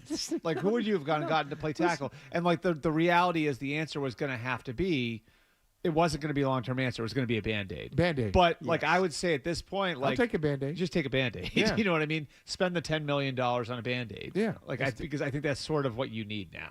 All right. Brandon Aiyuk's deal with the San Francisco 49ers kind of ended up where it all started in the first place. Did that surprise you that they never got anything done? I think I told you guys this was going to happen all along. Like, I don't know. Like, I look at the Niners, right? So they have one they have one skill player who can beat man coverage, is Brandon Aiyuk, right? Then look at like the mileage on the other guys. Christian McCaffrey is unbelievable. Like, he's a running back. Look at his usage. Like, is he going to be the same in 2 years? I think history tells us no. George Kittle's in his 30s. Deebo Samuel's had a ton of injury issues. You're about to pay your young quarterback probably $50 to $60 million a year. Like, what in that skill position group, which might be the best skill position group in the league, what in that skill position group can you count on being there in 5 years? It's one guy. Yeah. Right? Like, it's Aiyuk. He's the only one. That's it. And so I know how much Kyle Shanahan thought of Aiyuk as a player. They got really annoyed with some of the stuff over the last few weeks. With him. They got annoyed with him. Yeah, I mean, because it was like there were definitely some theatrics to this. Like, I'll give you guys an example. Like, the day I was at camp, there are 2 practice fields in San Francisco, and then there's like this track area, right? Like where the media stands. Mm-hmm. And then there's like the weight room almost looks like a little field house, right? Like, it's over here on the other side of the track. So, like, I look over there as practice is starting, and I see a guy in a golf cart, and I look closer, and it's Brandon Aiyuk, and he's got his feet up on the golf cart, a bucket hat over his head, like, all right, dude, like, what, like, he knew exactly what he was doing. You know what I mean? Like, just kind of like sitting over there, looking disinterested. It was actually the opposite of Jamar Chase. Like, Jamar Chase doing the same thing. And when I was in Cincinnati, like, all the guys were like, yeah, like, I mean, he's not practicing, but he's doing everything else. Like, he's been doing. So they got a little annoyed with that, but I think this is always the conclusion. Did Aiyuk, was it ever even serious? Was he ever even have a thought of the Patriots? He was like, oh, hell no, I'm not going. I don't want to go there. I mean, I think the Niners knew deep down. Like, I think a big piece of this, the Niners knew deep down he didn't want to leave the West Coast. So he grew up in California, went to school in Arizona, has played his NFL career in California. They had gotten to the point where it's like, we just need closure on this. Like, I talk about them being annoyed. They wanted closure.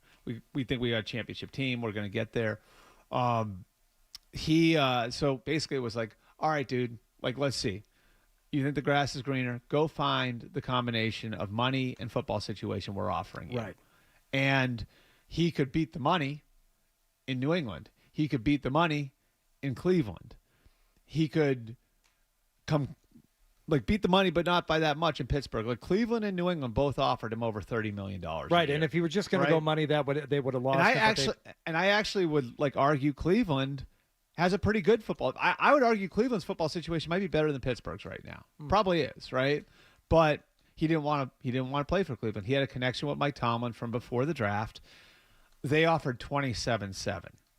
Which Pittsburgh did 27. Yeah, what 27? And New England offered 30. Which at the time, Pittsburgh's offer at the time was right around where San Francisco was. Now, San Francisco wound up coming up. Obviously, some things changed. Lamb signs, all of that different stuff. But like, basically, it forced Aiyuk. I think it was really smart by the Niners. They've been through this. Went through it with Nick Bosa last year. Went through it with Deebo Samuel the year before, where these things carry into the summer, right? And like, basically forced Aiyuk back to the table where it was like, all right, like, like, maybe I don't want to leave so bad. Maybe I do want to stay here. And, they've handled so many of these over the last few years. Like, I have a pretty good idea of where Kyle was at on Aiyuk as a player and how much he thinks of Aiyuk as a player. I never thought they were letting him go. And by the way, a big piece of this was they wanted a player back. They wanted, that's why they asked for Bourne here. They asked for Cooper from Cleveland. Pittsburgh wasn't going to give them a player. Pittsburgh offered them a 2 and a 3. They were trying to see if they could flip the 3 for a receiver. They were not going to damage this year's team in the process of doing this, and that was part of it. Okay. All right, more with Bert coming up here on 98.5 The Sports Hub on Toucher and Hardy. Wallach has your headlines right now.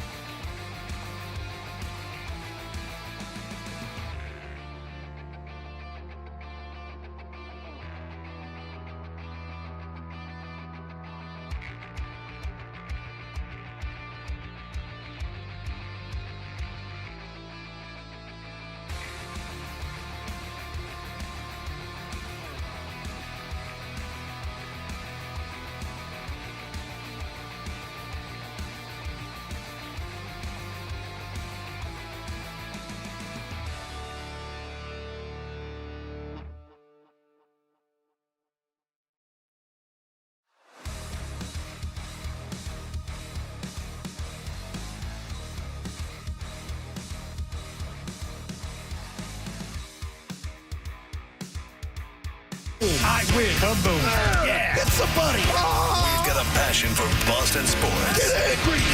98.5 The Sports Hub. He's elongating. Weekday mornings. Here goes Hardy. Dutcher and Hardy. I no longer love things. Let's go. Let's ride. 98.5. Like, let's roll the dice. The Sports Hub.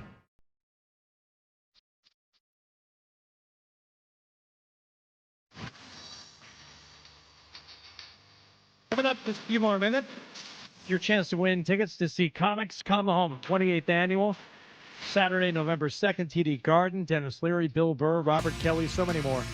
Tickets on sale at Ticketmaster.com. We'll be giving away a pair of tickets here in about 7 more minutes here this morning on Toucher and Hardy with Michael Holly and Bert Breer, who's with us in studio. Bert, when you first showed up, we were watching video. We just finished talking about the Colorado and North Dakota State game last night, where there was a seemingly inexplicable situation at the end of that game. We were trying to determine whether or not they knew what was happening in the game with what's that thing that tells you how much time is left in the actual football game? The clock? The clock, Yeah. yes. Yeah. If they knew how much time was left on the clock. I was when they held the ball stunned. with the lead. And again, it's a very difficult calculus to determine if you can just run the ball a few times and run out the clock. But experts are telling me they could have maybe just run the ball virtually until the end of the game and won the game quite easily. I mean, like, is there any relation between the head coach and the quarterback where somebody might have a vested interest in the statistics? So of just someone? to briefly recap, instead of running the ball out with the lead at the end of the game, they went downfield, a deep try downfield from, the coach's son, which resulted in an incompletion. North Dakota State ended up getting the ball back, and they had a Hail Mary attempt to try and which it shouldn't have come to that. No, Like, of course not. like North Dakota State should not have had the opportunity to throw the ball into the end zone at the end of the game. Right, Like, and that should not have happened. Fell short. It was a completion, but it was 4 yards short and time expired. But Right. the Which, fact like, that I mean, you forget, like, and North Dakota State is a great, not a good program, like a great program at that level, at like the FCS level. But you see that guy try to make that throw, and you forget sometimes watching major college and the pros, like, how hard it is to throw the ball that far, like on the run. You know what I mean? Like, And that was everything he had, it was too. He wound up and like he could not get the ball there. And the other weird thing about that too was, like, they actually had the matchup. Like, when they threw the ball down the field to the receiver, I think it was number 10. I can't remember the kid's name, but it was that 35, who I think was a linebacker who got called for interference in the play before. He was in coverage again. Like, what was going on there? So there was a lot happening at the end of that game. But why are you throwing the ball? Okay, Right. And again, you're inviting this, making it about, like, it's going to be about Deion now again. Well, you know? Deion Sanders' explanations were twofold. Number one, he said, you got to take what they're giving you, and you're not going to, that we were able to throw the ball all day, so we're just going to throw the ball again. But the other explanation he gave was that his son, being the selfless, Great teammate. Selfless person that he is, had already hooked up with Travis Hunter, the wide receiver, three touchdowns to Hunter already. He had hit another receiver Horn. for a big play. So he's like, Joe Horn's kid, yeah. Yeah, well, there's another guy out here. I want to get him the ball for a big play. So either one of those explanations to me just Not good enough, right? No, because win the game. But what's the other? What's the other win the game. explanation? They really don't understand, like, basic situational football. And you know what? And the weird thing is that the offensive coordinator is Pat Shurmur. Right, NFL guy who knows what knows. Maybe he was. I don't know. He was Just like they just zoomed in, like, no. We're gonna override this call. We're gonna do what we want to do. But Bert, tell me if you agree with this. Being the big college football fan and the smart college football fan that you are, because the program that you root for may be the best college football program in the nation, Hardy. Here we go. The Ohio State University. Anyway, it tells you Big game about Saturday walk. It tells you against Akron. I could not be less excited. How do I have to Good root for you. against my hometown? I got to root against Akron. But anyway, Gotta do what you gotta do, Michael. yeah. Bert, doesn't it tell you about the limitations of Colorado's program?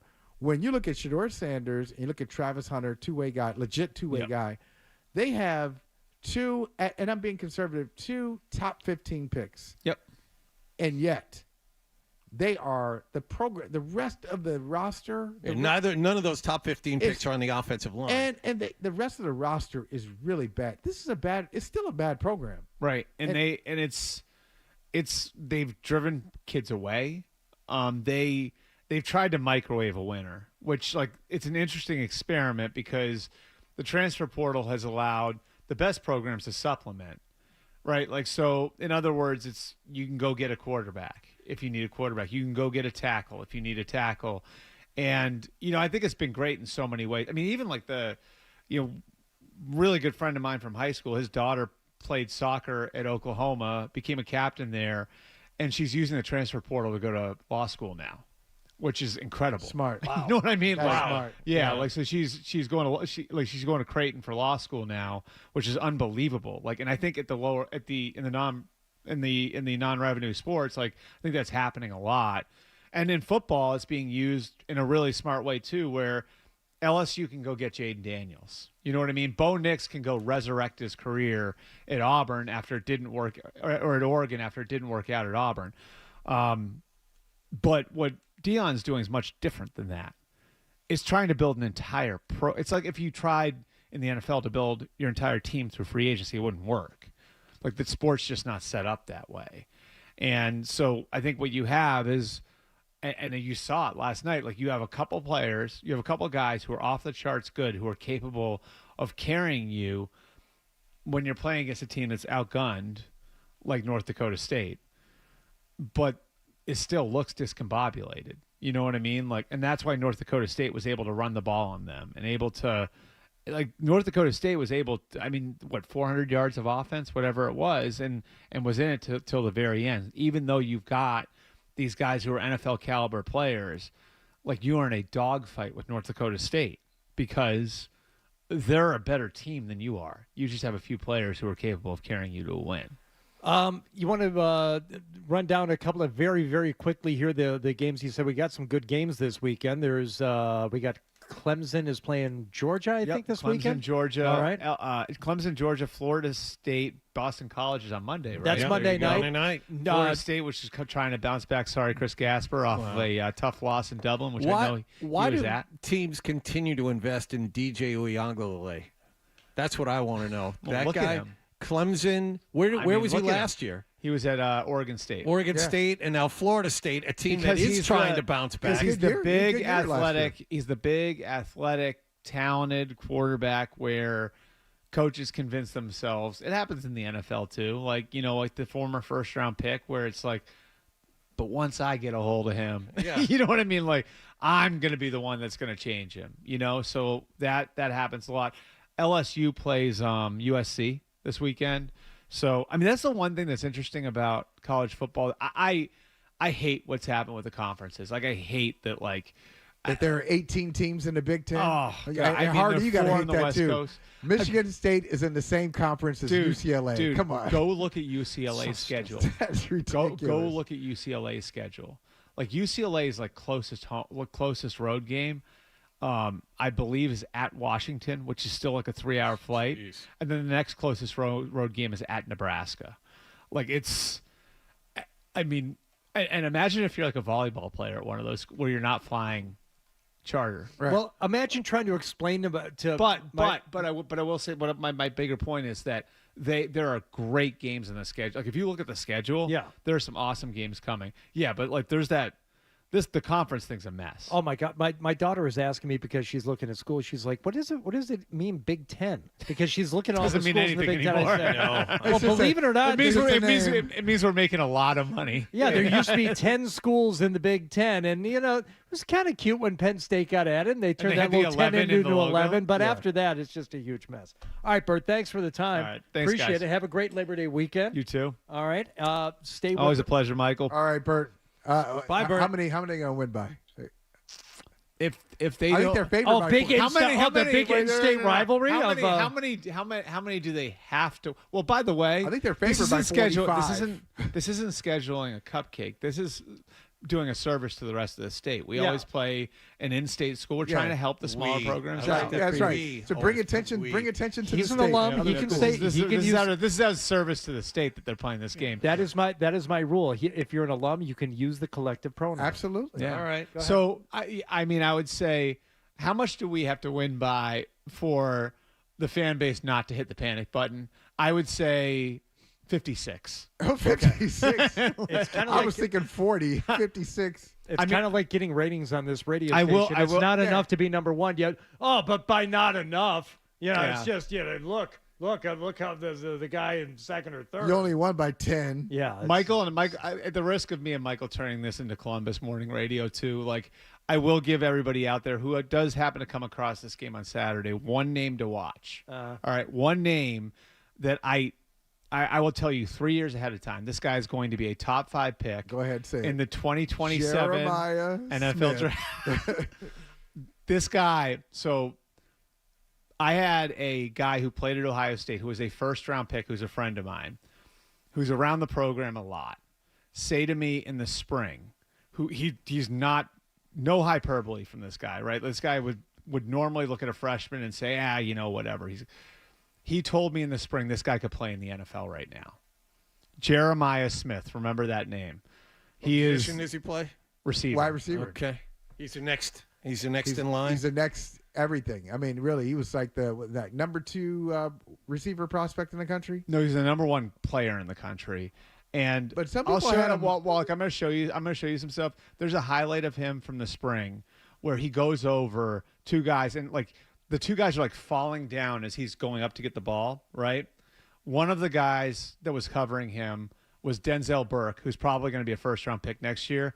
The other guy is this guy Caleb Downs, who transferred from Alabama, who was the first freshman ever to lead Alabama in tackles. So those are the 2 guys he was going over the top. And this is in the spring when the guy should still be in high school. Okay, I'm still not going to watch. All right, thanks, Bert. Appreciate the You'll time. know that name pretty soon. Okay. Jeremiah Smith. Okay. Come Jeremiah, on, very Artie. good. Don't forget it. Don't indulge him. All right, we'll be back after this headlines and then more of Toucher and Hardy here on 98.5 The Sports Hub.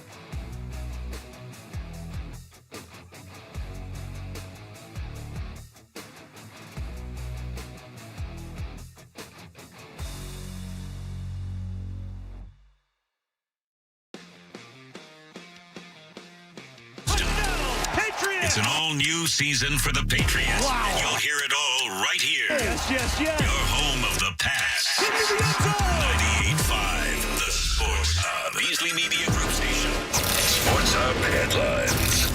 Patriots will begin their regular season in 9 days in Cincinnati, and finally they have their starting quarterback. Gerard Mayo announced yesterday it'll be Jacoby Brissett over rookie first-round draft pick Drake May at practice yesterday. The starting left side of the offensive line, Verderian Lowe and City So, were missing. San Francisco was finally able to sign Brandon Aiyuk yesterday. It's a 4-year, $120 million contract extension, $76 million of which is guaranteed.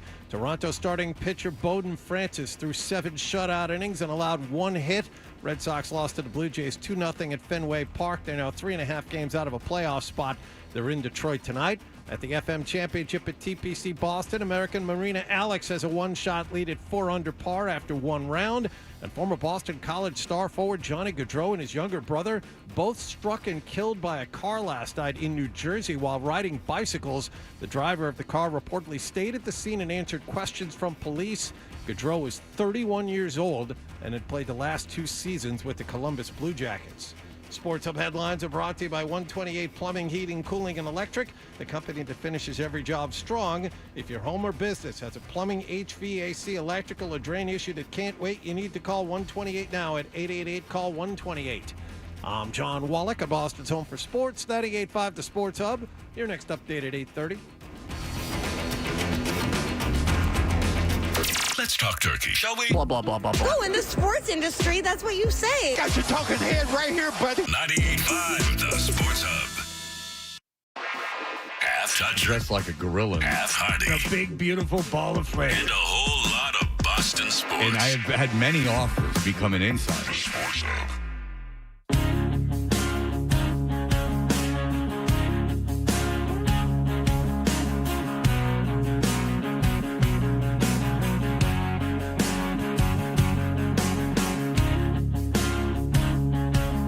Toucher and Hardy, and we do have tickets to give away here.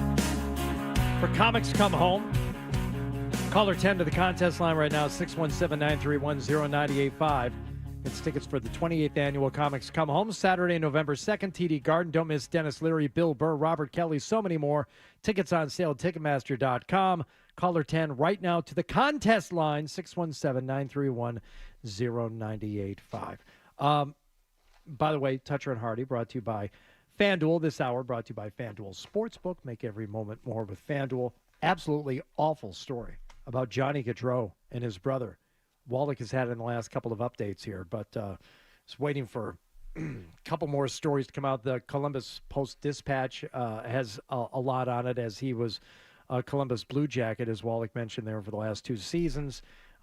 Moved over from Calgary, but of course, still people here in the area know Johnny Gaudreau from his time at Boston College and the Hobie Baker winner. And the story is, unfortunately, Johnny and his brother were riding bicycles last night in Salem, New Jersey, where they're from, and struck and killed by a car.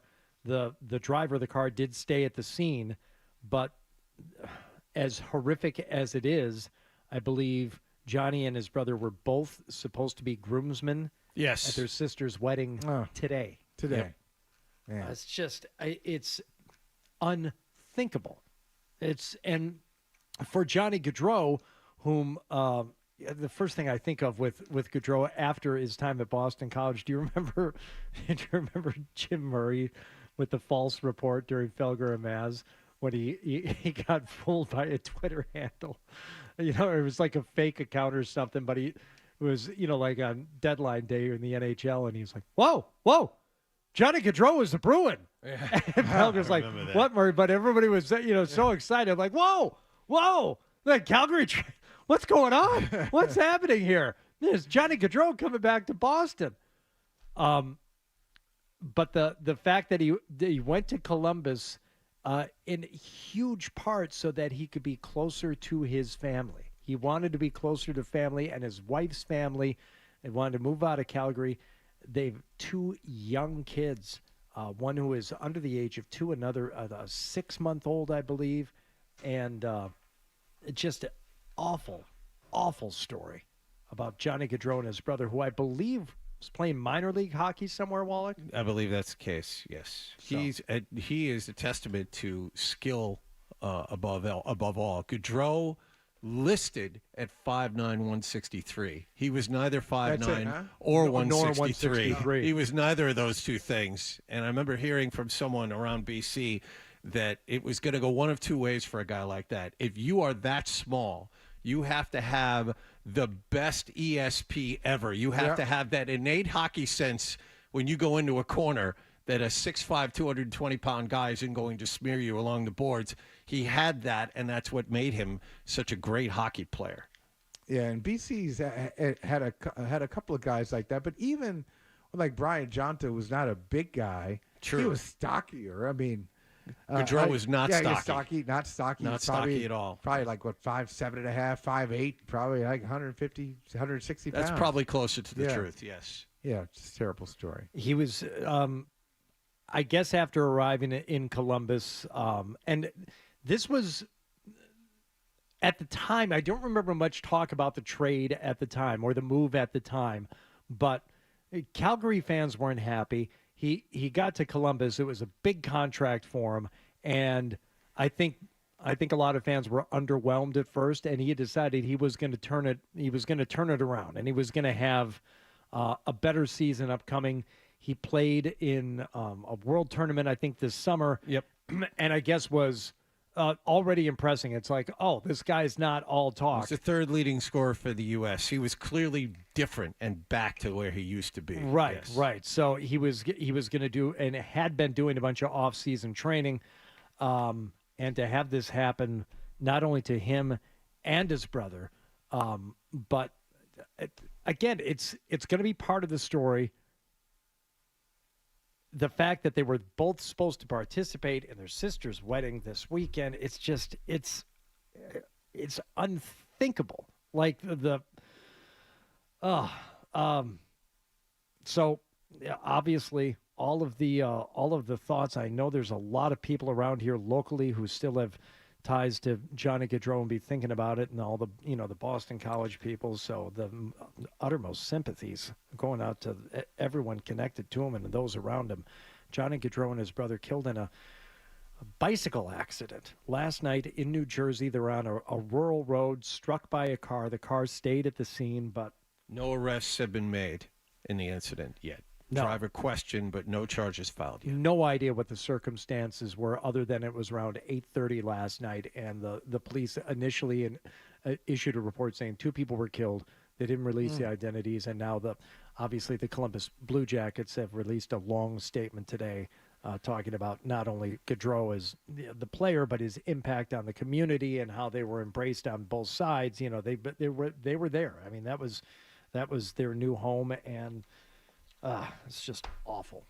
So sorry to cast a pall over the start of a holiday weekend, but it's going to be a big story around here, and I feel terrible for everybody. It's awful. Yeah, you said it right. No. You said it right, Hardy. Exactly. Let us continue, though. We have a couple of things to get to here today, and I want to give Michael and you, John, the choice of what it is that we dive into next year. Mm-hmm. The one thing that we will absolutely discuss is Tom Brady's upcoming decision, maybe, that he has to make, or the decision that Fox has to make regarding their new hire. I think it's Fox that has to make the decision. Okay, so that's number one. There is also a new ESPN survey talking about mostly quarterbacks and players' feelings around the NFL about quarterbacks in the league, which will be a fun one. But I think first, though, we need to talk about what Tom Brady is going to do. That's a good choice. Okay. I think so, too. Yeah. Yep. Because if you haven't heard, Tom Brady is in the process of becoming a partial owner of the Las Vegas Raiders. The wheels have been set in motion. He was offered up a piece of the team by Mark Davis, presumably. For what reason, I do not know. At a discount. Yes, that was the at a dramatic discount, and owners said, no. We're not, that's not how we're this not going to let works. this happen. No, you got to do something else. Right. No, but what's the issue? Well, the issue is for Tom Brady, if he is going to go ahead and get in the booth as he said he was going to this season for Fox as their number one analyst, he would not be able to participate. And initially, I thought it didn't make sense to me because, he's getting a stake in the Raiders. He wouldn't be able to do things with the Raiders. No. This is for all NFL teams. He will not be able to participate in the regular pre-production meetings that go inside the organization, as play-by-play guys and color analysts for years have been able to do. Yes, Walt? I want to give Bert Breer credit because he sat here a year and a half ago when it was first rumored that Brady was going to move into TV. And Bert sat here and said, if I'm another team, I don't want that guy in my facility. Right. I mean, a part owner of a team in my division, if you're the Kansas City Chiefs or the Denver Broncos, do you want Tom Brady sitting, in your facility looking over what you do and how you do it? No, and it's not just – you're right and Bert's right. It's not just sitting in your facility because that's not what – and if it sounds like these organizations are being sensitive, you got to consider what happens – with these production meetings. And to take it even larger, it just lets you know when Roger Goodell talks about partners, he talks about the TV stations, our partners at CBS and NBC and ESPN, it really is that it's telling you how the whole enterprise works. So when you go to a production meeting, it's not like you're just sitting there, and it's not like a press conference where they're going back and forth. It is very open. They tell you everything. Like and I don't want to take away from any of the great analysts on football, but it's easier to be better when the coaches are telling you what the game plan is going to be. This is what we're going to do. Right. This is what their weaknesses are. This is who I like on their team. This is who I don't like on their team. This is what we saw the last time.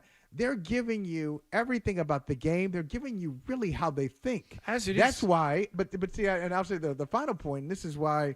This sounds critical. I guess it is critical. There's no way around it. That's why if you've been an analyst on football for, I'd say 3 to 4 years, you're a part of the establishment. Sorry, there are no independent analysts anymore. They're not. They're not independent because you are all. They've allowed you in. They've allowed you behind the curtain, and for you to go out and tell somebody else. That's not going to happen. You can't do the job anymore. As it is, Kevin Burkhardt. You think Kevin Burkhardt is going to be sworn to secrecy when the two of them meet pre-game? I mean, Brady's going to ask questions. He has to ask questions. Still, no, it's different. So this is, and by the way, this has already been imposed. Just the fact that it's already in the process, the NFL has said you can't be a part of these in-person production meetings. You can't have access to the facilities, the players, or the coaches. So can he just go in the booth and call the game, and will most people know the difference? Yeah, I think they will. I think there will be a difference. But Hardy, great question. Great question. Okay. You know why? You know why I think it's a great. How much of the product will be affected?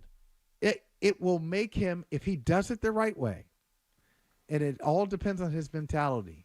What I just said about, hey, being a part of it, being on the inside, and they're all, you can hear it. Okay, consider the contrast. Every time when the Patriots were good, remember when the Patriots were good? Years ago when the Patriots were good, and Jim Nantz and Tony Romo would be here. And Jim Nantz would do that, with the shot.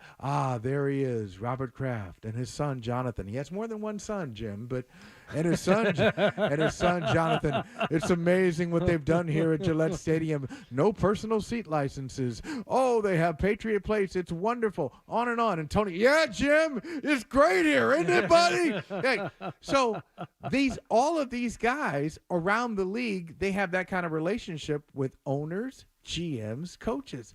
Imagine being an outsider. If Tom Brady takes the mentality that, hey, I don't owe these guys ish. See, that's what I don't owe them a damn thing. That's why I'm kind of thinking, like, I'm going to say what I see. The biggest knock that you hear on guys moving into this role is they aren't critical enough. Now, one of the ways you can remain critical is don't get to know anybody too closely and be too friendly with them. Go in there and tell me what you see. And if Brady is not look, I'm wrapping myself into a pretzel trying to explain how it could be actually better or how it's going to be as good. But just hear me out. If he's looking at a team and he's literally just describing the play on the field and he's not getting it into any of the background, just the slice of life things about this or what the team was working on or anything else, and he just says, he goes, well, that's play action that is terrible. And you got to work on that without the knowledge of, oh, we were actually working on this all week. And it's like, okay, there may be other stuff that he would have learned in a production meeting, but if he just goes through the nuts and bolts of a play and why it didn't work and how it's not nearly good enough for this team, to me, that could actually end up being in a more interesting product than hearing someone just speak kindly about someone that he sat hours with 2 or 3 days beforehand. I think you lose a little bit of depth in your analysis by not talking to people, not knowing the progressions, what the quarterback is, certain quarterbacks are looking at, or who his favorite receiver would be in certain situations. You find these things out by speaking to the people that you are watching. I think that you lose some of that.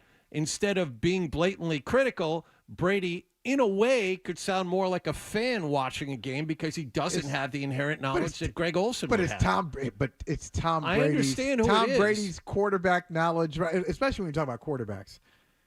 Tom Brady doesn't need, and just to pick on him, just to kick him when he's down. Tom Brady doesn't need Alex Van Pelt to tell him what the game plan is for the Patriots. Sure, I can figure that out. And I know what this guy is trying to do. But even, okay, let me go on the other side of this thing to tell you why this could work for Brady. Hold on a second. Let's do it next because I want to continue this. Okay. All right, another reason why it could work, and I have a couple other thoughts on this. And also, what is Fox going to do? We're talking about a 10-year, over $300 million contract. It's a heck of a grenade to throw in their lap. Right. This is it. This is it for them. This is their big splash that they have made here in recent years, and they've already been waiting over a year to get this thing off the ground. So it'll be interesting to see what they have to say about it and do about it. We'll continue with this next here on 98.5 The Sports Hub. You're listening to Toucher and Hardy on the Sports Hub. Babbling.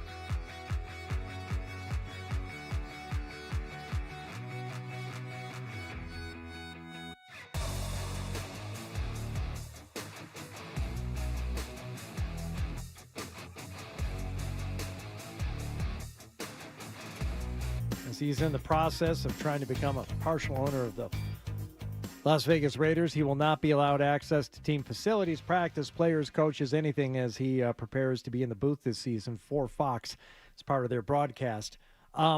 Twisting myself into a pretzel trying to figure out how this might work. You had another notion, though, Michael, why it might be an okay thing for Brady if he weren't allowed access? Here's the flip side. And tell me if you agree with this. Because we all have our favorite analyst, our favorite play-by-play guys, but generally analysts. If I didn't know that, if I didn't know the name Dan Fouts, let's say his name was Dan Foutez. Okay. Dan Foutez, just a guy on the broadcast. If I had no idea that this dude played in the NFL and played quarterback, listening to him, I would think they barred him from production meetings. I would think he didn't know a damn thing about football. He had access for 30 years as a broadcaster. Yeah. They allowed him to see practices and talk to players and coaches, and he got on the games and sounded like he didn't know what he was talking about. And there are many guys like that. So that's mine. So Dan Fouts, that's my baseline. It doesn't get worse than Dan Fouts, and he's not doing it anymore. But somebody out there listening and saying, yeah, I feel the same way about whether it's Tony Romo or anybody else. So it's hard to believe that Tony Romo has pretty much unfettered access to these teams for the days leading up to the games that he's calling. All right, so think about because Tony Romo was really good when he started, and he was calling the plays. He was good when he was starting. I think he was good when he started because he wasn't so mobbed up. He wasn't an insider. He was an outsider, came in from the field and said, this is what I see, and it was refreshing. For a while, if you start getting inside information, now you start making some compromises.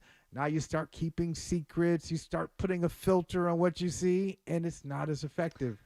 If Tom Brady is an outsider, I think that's actually to his benefit. So now if you look at it from the employer's side, from Fox, what is your position as the person who is getting ready to fork over that first season check to Tom Brady for, what is it, $33 million for the first season? It's a 10-year I think it was $330 million for 10 years. Yeah. What do you say to Tom Brady if you're Fox? Well, according to Michael, it's all is well. The product's going to be just fine. No, you're not Michael. You're Fox. You're Fox. What do you tell Tom Brady? You firing Tom Brady? You can't. Why not? Why would you fire? Look, just for the name value alone, at least for the first season, you got to put him in there. You can't get rid of him. I mean, we have Tom Brady, the best quarterback, maybe the best player in NFL history, analyzing games, regardless of what access he has. You got to give it a run for at least a year to see what it sounds like. So, yeah, I would go for, if I'm Fox, I'm going forward with Tom Brady for a couple of reasons. One, what you said, John, it's Tom Brady. I mean, when Brady's it's an event. If Brady shows up, and nobody's watching the game for Tom Brady analyst anyway, so we're getting a lot having Tom Brady on our side as a Fox employee. But more than that, everybody's not going to follow the rules because it's Tom Brady. So some teams are going to say, I don't care. Week 5, yeah, Elliott Wolf invites him in. I don't care. It's I'll talk to you. That game against Miami.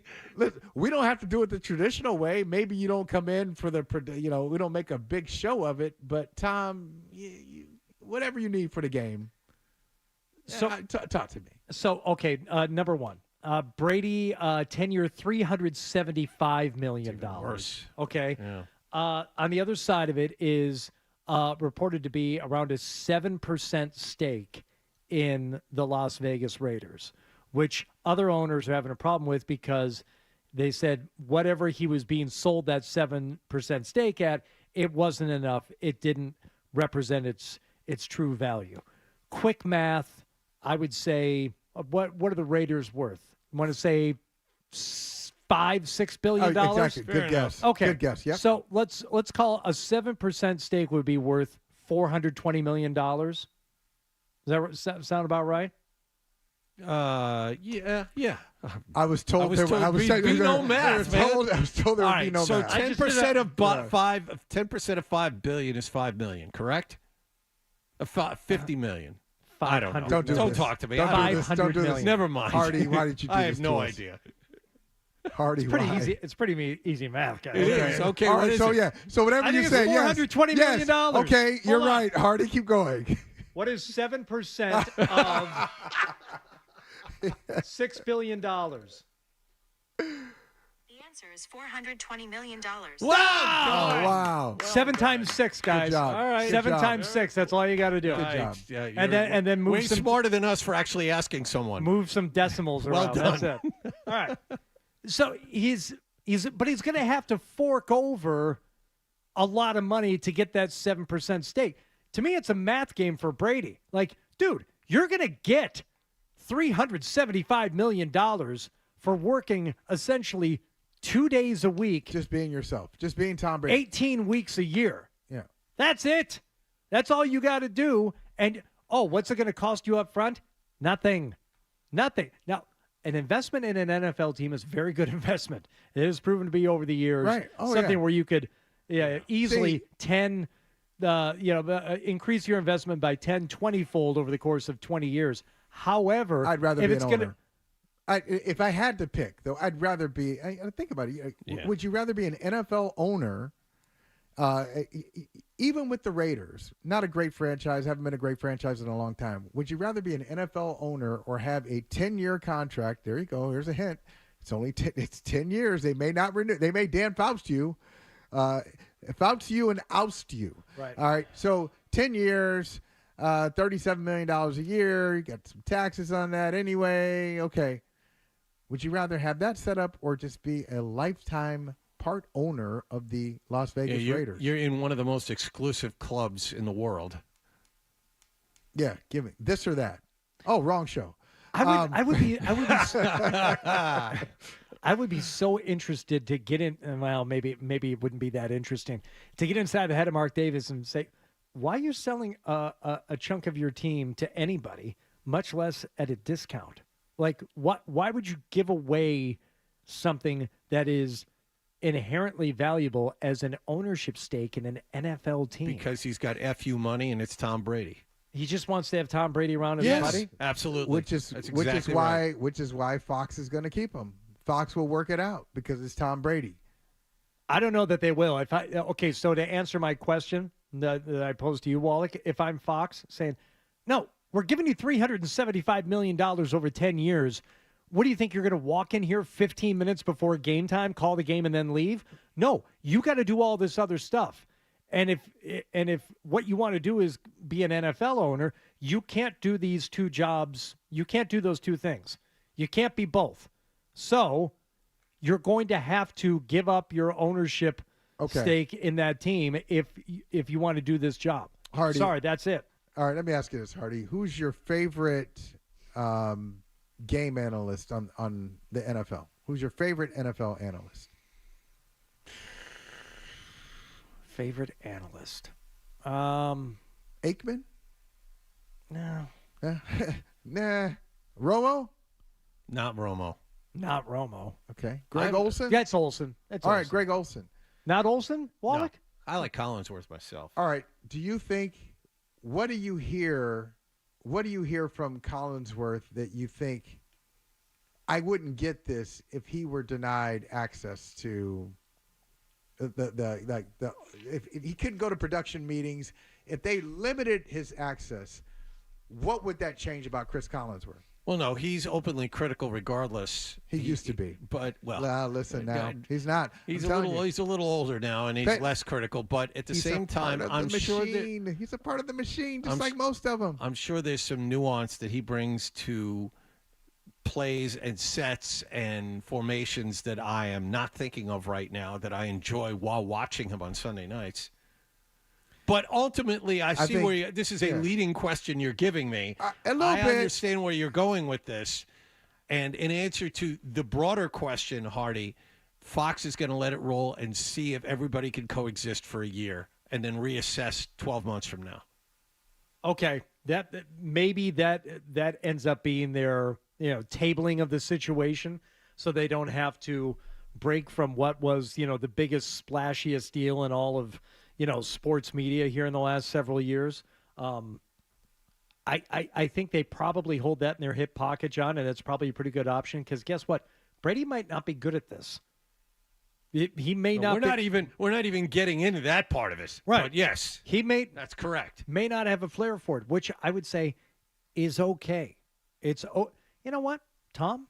And this goes for anybody. It's okay just to have been, at what point in your life, the greatest to ever do one singular thing. Right. And especially when that thing is quarterback in the NFL. I would say it if you were a darts player. I'd say it if you were, made microphone stands. I wasn't great at, owning that coffee house, but I was, the best damn guy at, upholstery at that GM factory in the 80s and 90s. Good.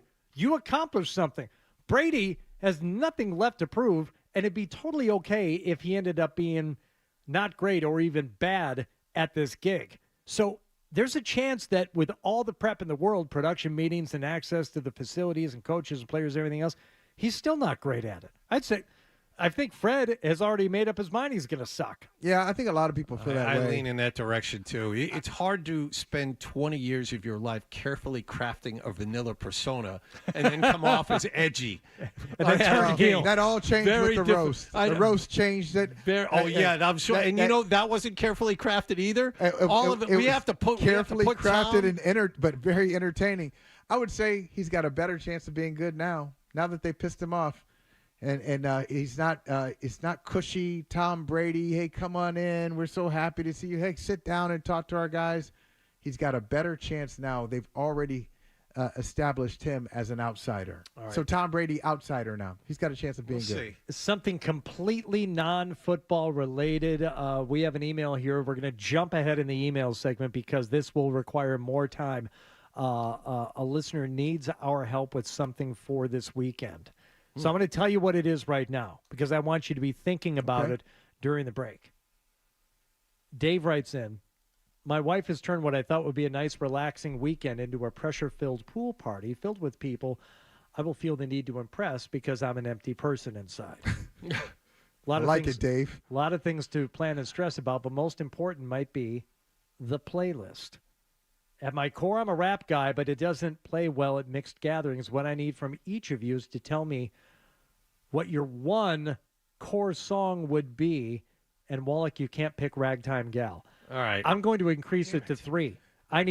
So be thinking about this during the break. So three songs, but has he eliminated hip-hop altogether? No. Oh. Mixed gathering. Okay. Labor Day pool party. Okay, all He's right. putting together a playlist. How old are the people that I was going to say, we need a little more. We need more information. Let's say kids will be there. Okay. Okay. So anywhere. Little kids, like. Yeah. Big pool party. Oh, Everyone from little kids splashing in the pool. That changes the playlist altogether. What are we doing? What are we doing? I can already tell you a couple of mine. I'm gonna say it is. You just need to come up with a try and please all playlist. All right. We got it. For all ages. All ages. Labor Day pool party. 3 songs from each of us. Okay. Okay. Good. All right. We'll do that next. Gotcha. With the headlines. Here's Wallach.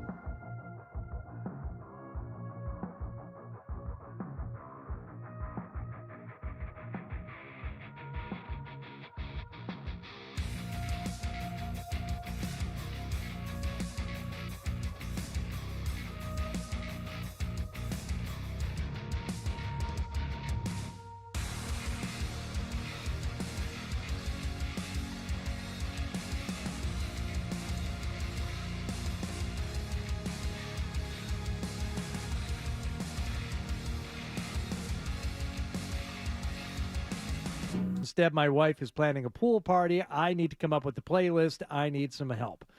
My core, I'm a rap guy, doesn't play well at mixed gatherings, which leads me to believe all types of ages, people, a diverse group of people here. Yeah. So you need something that's going to please everybody.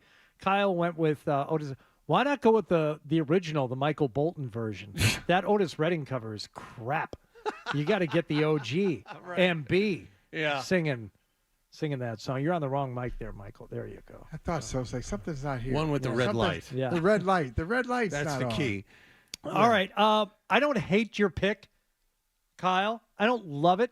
I think I think at certain points in the playlist, you're going to need to bring the pool party down a little bit. And that's, a little mellower.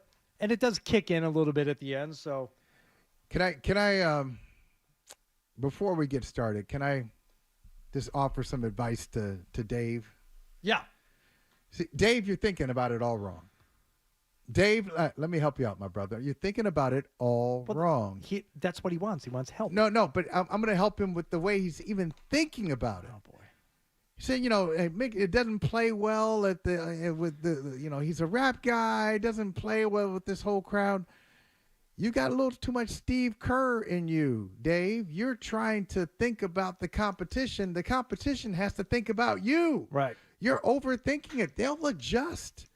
So you're you're not going to please everybody. Well, I think rap and hip hop it has enough under that one genre, right? As Alex Trebek used to say, to where you could put together a playlist of nothing but hip hop and rap, and any group of people will enjoy it. Yeah, it's different. So you got to think about. So what do you want to start off? You want to start off a little slow, and then you want to move to there's a conversational part of the night. Then you want people dancing. Wow. So then you go upbeat. Wow. So how do you? It's like a wedding. Yeah. How do you? How do you style this? Okay, thing? so you're gonna make him bust a spring. This guy already sounds a little off balance. No, do your thing, Dave. No, you're making him think too much. No, just give him some. Can he just give him some songs? Play the stuff that you like. All right. Can we start with Michael's? How do you want to start this, Kyle? What do you have ready to go, or do you have none of them ready to go? Which ones do you have? Kind of sprung it on him. We gave him a late assignment. Do you want to do it after 9 o'clock? Put him on deadline. You ready to go? All right. Who are we starting with here? Whose submission is this? This is going to be John Wallach. All right, John Wallach. Here we go. Who only came up with 2. No, I just gave him the third. You gave him a third? I gave him a third. Okay. I gave him a third, but I was trying to please. You see, I didn't go the way Michael went. I didn't go that way either. I tried to please, for instance, so one song's for the younger generation, one's kind of in the middle, and one's just for me. I just went with good songs. Good music. Good songs at a pool party. I can't promise you Okay? that. All right, Wallach, what'd you come up with? What did Song I come number up 1 with? from John. I like it. I like it. Thank you, Michael. You're signing off on that one. Yeah, I mean, come on, it's a party. It's a pool party. What are we having? What It's are a we? pool party. what's It's not one of your, What do we meetings got? at the tight ass club over there. Yeah, what we got to sip on here? What are we eating? All right, let's go with Wallach number 2.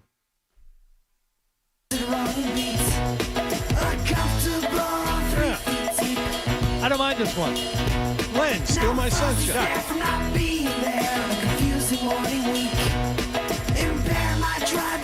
Where you from? Okay. Yeah.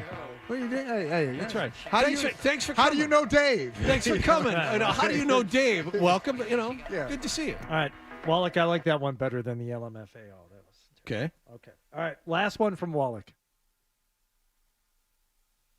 We have it ready? No. Again, this is one I just sprung on. Oh, okay. So I can tell you what it is since we're up against the break here. No, don't bother. Okay. Don't bother. I'd rather wait until the other side of the break, and then we'll get to mine, and then we'll get to. It's Hollis. worth waiting for. I agree. Your third one is worth waiting for. This is more. I like this song. Screw everybody else. You know what? Let's hear it now. Cool in the Game.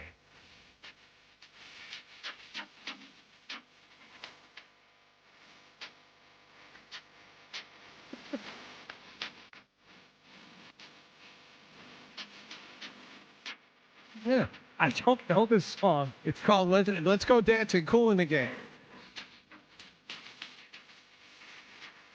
No. No. Nothing wrong with this. No, nothing wrong with it. Good song. But with Kool and the Gang, I see. I like this song. It's perfect for just hanging out during the summer. You're telling me this isn't a good song? Oh, No, hold on. that's a pool party. But he says, see, John met the assignment. It's a pool party. It's kind of got like a Genesis paper-laid horn hit in there. It I like does. that. All right, you know what? You got something in your drink? What, You know? You been roofied? No. No. What's that over there? Some fruit. Easy, some pineapple. Easy, Bill Cosby. Lime. Yes. There's a lime. Yes, that's right. A little lime in your Corona. Something. Hey, baby. All right, Hey, baby, what's your name? What's your name? What's your name? Is it Mrs. or is it Miss A? Oh, John, all right, that part of the song. John has used these lines It didn't work too well. back in the day. All right, the pool party playlist. Ours tasked with this over the weekend. My suggestions and Holly's suggestions so far, sitting on the dock of the bay from Otis Redding, one of Wallach's contemporaries. They grew up together. Len Steele, My Sunshine, Kool and the Gang, Let's Go Dancing. All right. Consider those. The others when we return after the headlines here in a quick break on 98.5 The Sports Hub. Stay tuned for more.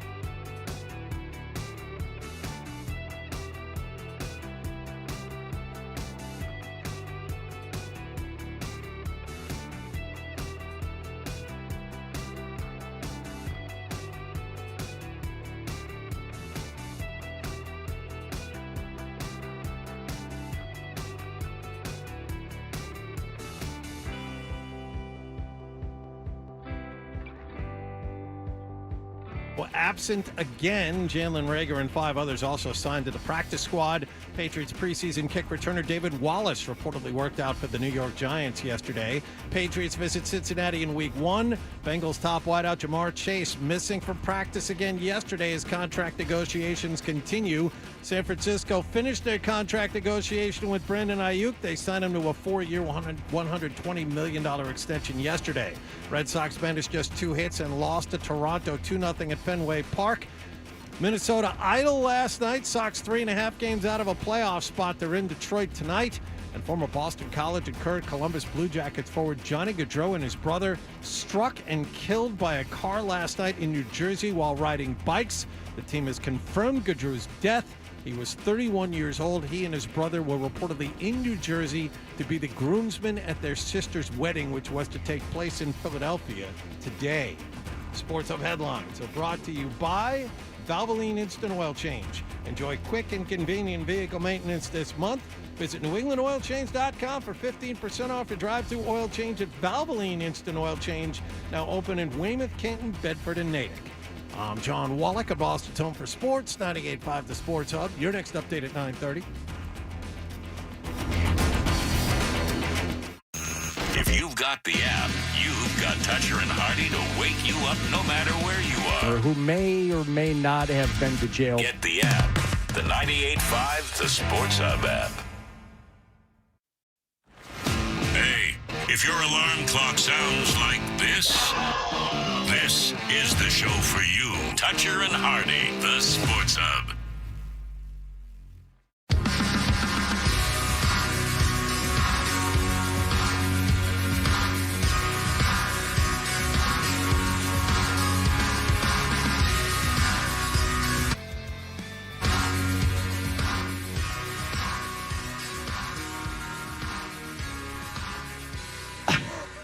Oh, yeah. Unbelievable. Yes, it is. Unbelievable. Welcome to Toucher and Hardy here on 98.5 The Sports Hub. This hour of Toucher and Hardy brought to you by FanDuel Sportsbook. Make every moment more with FanDuel. Enjoying the start of the Labor Day weekend here and trying to help out listener Dave, who is has to come up with a pool playlist for a party his wife is throwing. He's got to come up with a pool playlist. He needs to satisfy a wide range of ages, backgrounds, socioeconomic levels, ethnicities, religious affiliations, political parties. You just play music that everybody is going to like. So Wallach came up with the LMFAO, Party Rock. Yep. Good stuff. Otis Redding. No, that wasn't mine. That was Kyle's. Oh, that was Kyle's. Otis Yes. Redding sitting on the dock of the bay. Wallach, your others were Steal My Sunshine by Len. And then we had a Kool and the Gang song in there. I should have brought in Caribbean Queen by Billy Ocean. That was another one I should have brought in. Yes. That would have been good. Now we're sharing the same dreams. Our heart can beat as one. Why does it sound like he's saying Caribbean Queen in that don't song? know. No, it's always bothered me. Caribbean Queen by Billy Ocean was one I'm kicking myself because that should have been in my 3. I don't know that it should have. I don't know. It's one of those songs that I feel I never need to hear it again. Is it a polarizing song? I just think it's borderline annoying, and I never need to hear it again. That's right, because like some people think it's fun, and some people think it's annoying. Okay. But it's for the pool. It's for the pool. Background noise. That's it. You're not supposed to be focusing in on that's right. lyrics and things. But are we being So too it's to set a literal with mood. the? I think we need more. We need more from Dave. We need more info. We don't. We're okay. fine. We don't. We need less. It's a pool party. And if All you're right, going to go what's it? Billy Ocean, All right, let's go. Hey, you, get into my car. Oh, yeah. Who, me? Yes, you. Get into my car. That's right. Problematic in 2024, but whatever. Yes. All right. Holly, how confident are you in the 3 songs you've submitted for the pool party playlist? Listen, I like them. Okay, you're going to go. See, you're going to go last. My problem when I started. I think they're nice, but Holly's going to go last then. All right. You got mine ready to go, Kyle? Any order you want. Go ahead. Here's my first submission.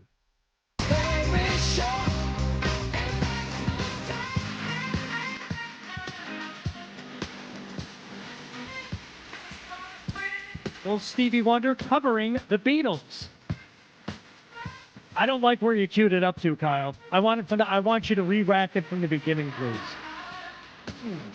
Just a preview on Apple Music, just to have. I don't care where you got it, Kyle. Doesn't matter. You don't have to apologize for coming in. Anywhere you come in with Stevie is correct. I've seen this man in concert. Anywhere you come in with Stevie is correct. Check this out. Check out the chorus. Here we go.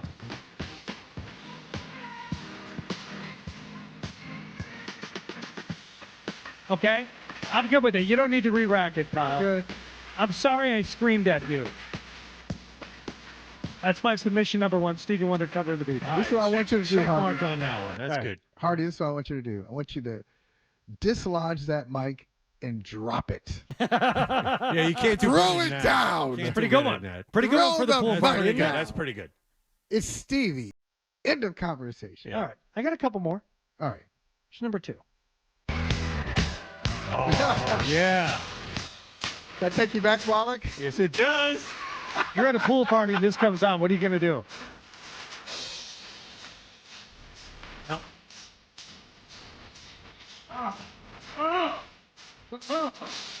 Oh, come on. Yeah. Who doesn't like this? True. The Gap Band. I hate to say it. I think this is better than Stevie. No. This is stop. better than for the pool. This No. is better than Stevie. This is wedding. This This is a great. wedding. This Yeah, well, I think those celebrations this- are we are wedding. family. This song Let's can get your be wedding used in a going. variety of ways. It was used when we worked together at one point. Yes, it The was. Red Sox actually had this as their home run song. Like Move On would hit a home run, they'd play this and he'd round the bases. Oh, Yeah. so good. All right, that's done. I went a little more recent, and when I say recent, the last 35 years Okay. for the last one. It was kind of a deep pull. I was like you guys. I came up with those two right away. I'm like, I just need a third song that people might kind of smirk at, but everyone's going to be singing along. And I saw it happen the other day. I think they were playing it at all places, Top Golf, right? They got the music going in the background, and this song came on, and I saw multiple people in multiple bays like singing along to this song. I'm like, you know what? I'm putting it on a pool party playlist if I'm ever asked to. Lo and behold, I was asked to. Here it is. But that was the worst Well, that of was the the last one I came up with. Yeah. All right. Those are my 3. All right. Kyle, you do what you do. You're in the lead. You're the leader in the clubhouse. I don't even know. I don't know where you're going to start. Let's just. Michael Holley, you're 3. Let's just jump it off. Pool party. Let's go.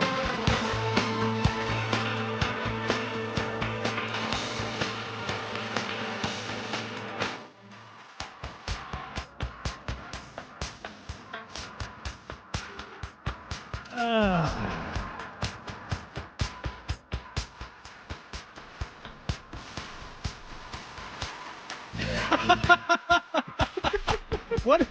Are you here wrong or not? I mean, like, what are we doing here? I don't know. Anybody dislike the song? Anybody dislike September? No, I like the song. Song's fantastic. Come on, they're spinning. They're spinning. They're doing synchronized swimming right now.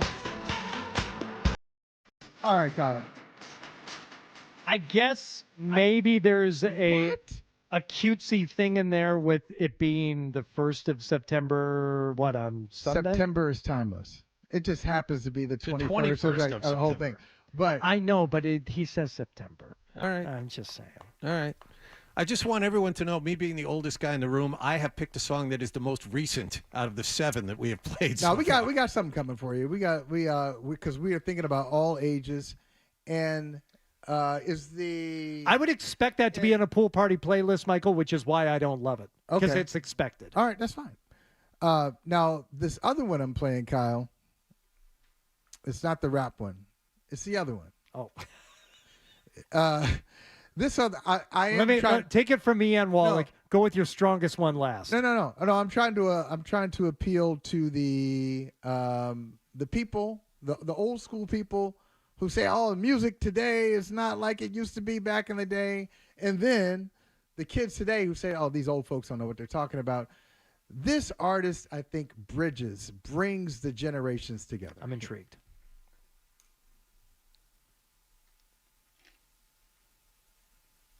I don't remember Yeah. this song. No, I don't- Yeah, I don't. Yeah, Okay. it's reaching, Didn't work out. reaching. All right. Well, we're gonna have to know what's going. All right. You gotta. So Yeah. You have to, there we go.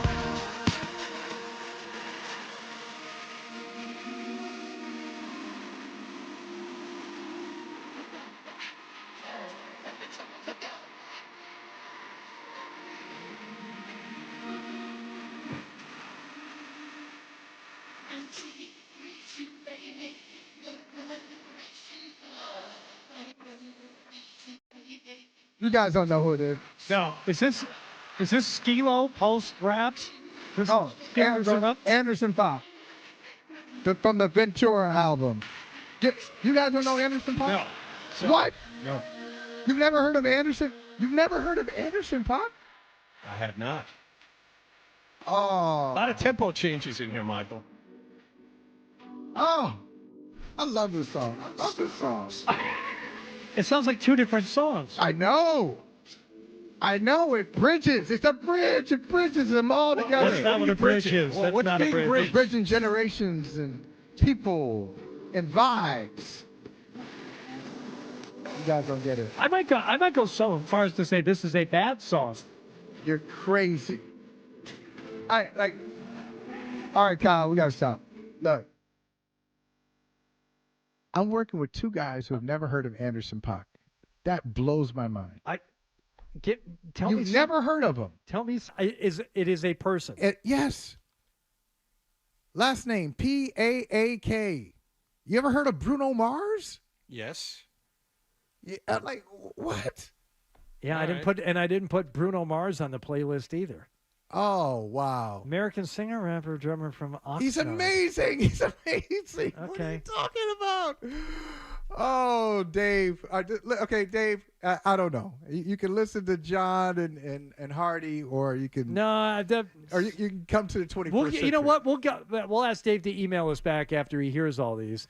All right, last Assuming he one. hasn't had something else to do over the last Last 20 one. Let's minutes. bring him down. Let's bring him down with some old school. This is some hip hop, some old school hip hop, Dave, that won't Didn't offend. Dave say he's a hip hop guy, but I know. he was begged not to? But we also decided you could play some can- hip hop and not offend anybody. Okay. This is a fun song.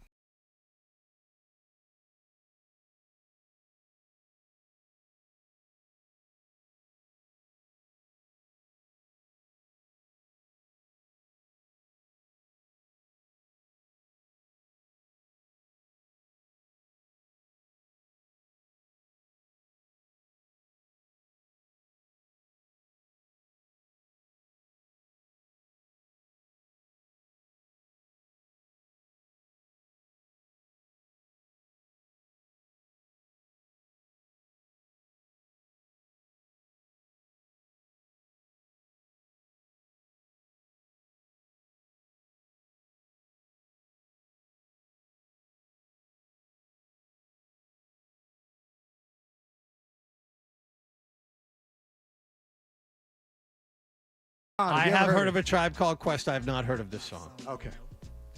So I guess we've just proven the Dave's dilemma.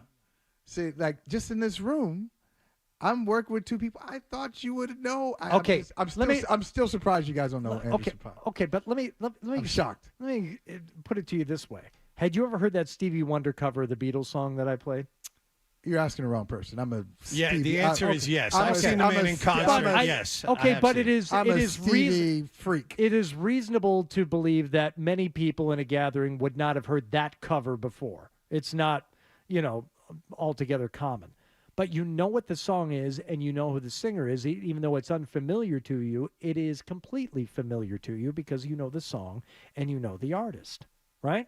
So if you're going to go off the beaten path even a little bit with Anderson Paak. Anderson Paak is a popular. This is not. I'm not bringing up. This is not an obscure artist. Has Anderson Paak played in the area recently? Yes, probably. Of course.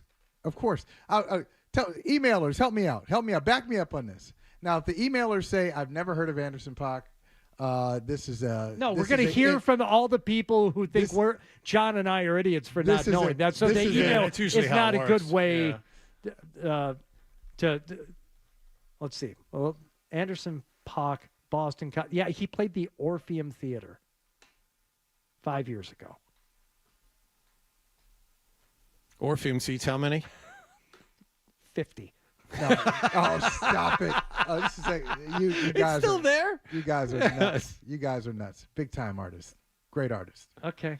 Sold out the Garden 5 or 6 shows. But Earth, Wind, and Fire. Never heard of Earth, Wind, and Fire. Now that's not fair. Okay. Now, come on, now you can't lump that in. That's not right. But I like September. you could put something like so pedestrian as September from Earth, Wind, and Fire, along with two. I'm sorry. I'm going to call them what they are: obscurities. Not obscurities. Tribe Called Quest is not obscure. I gotta you know get that song? I'm listening. I had not heard that song. Okay, but not the band. You're proving my point. That's crazy. Okay. It's one of the It's like one of their there aren't many hip hop love songs, so that's one of them. Well, he didn't ask for a hip hop love song. Luckily for Dave, he did not ask for a hip hop love song. What he playlist. He asked for a pool party playlist. What he said was a pool party, and that he's a hip hop guy. So I'm trying to give him the hip hop for the mainstream audience that won't offend them. I gave him that.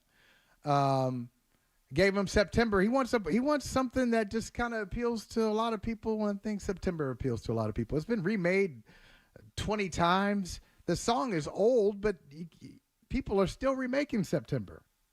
So yeah, that fits. Well, maybe you should have picked Anderson Paak. Yeah, okay. I'll give you that one. Do I'll with give that, you that one. Do with that list what you hold on a second. Now people, we'll get to your calls on this next, and we'll get to the email bit and the stack. All of it coming up here on Toucher and Hardy with Michael Holley with us this morning on 98.5 The Sports Hub. If you're on the phone, just stay there. We'll get to you next. More Toucher and Hardy on the way on the Sports Hub.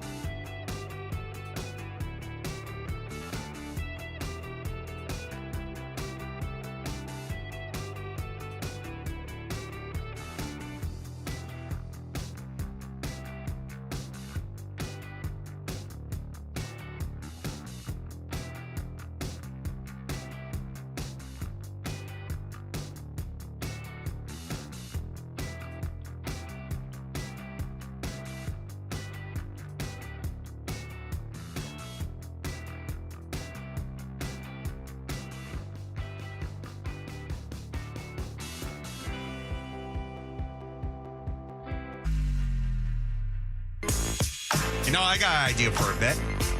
The email bit. We should do the email bit. It's a great idea. Let's do the email bit.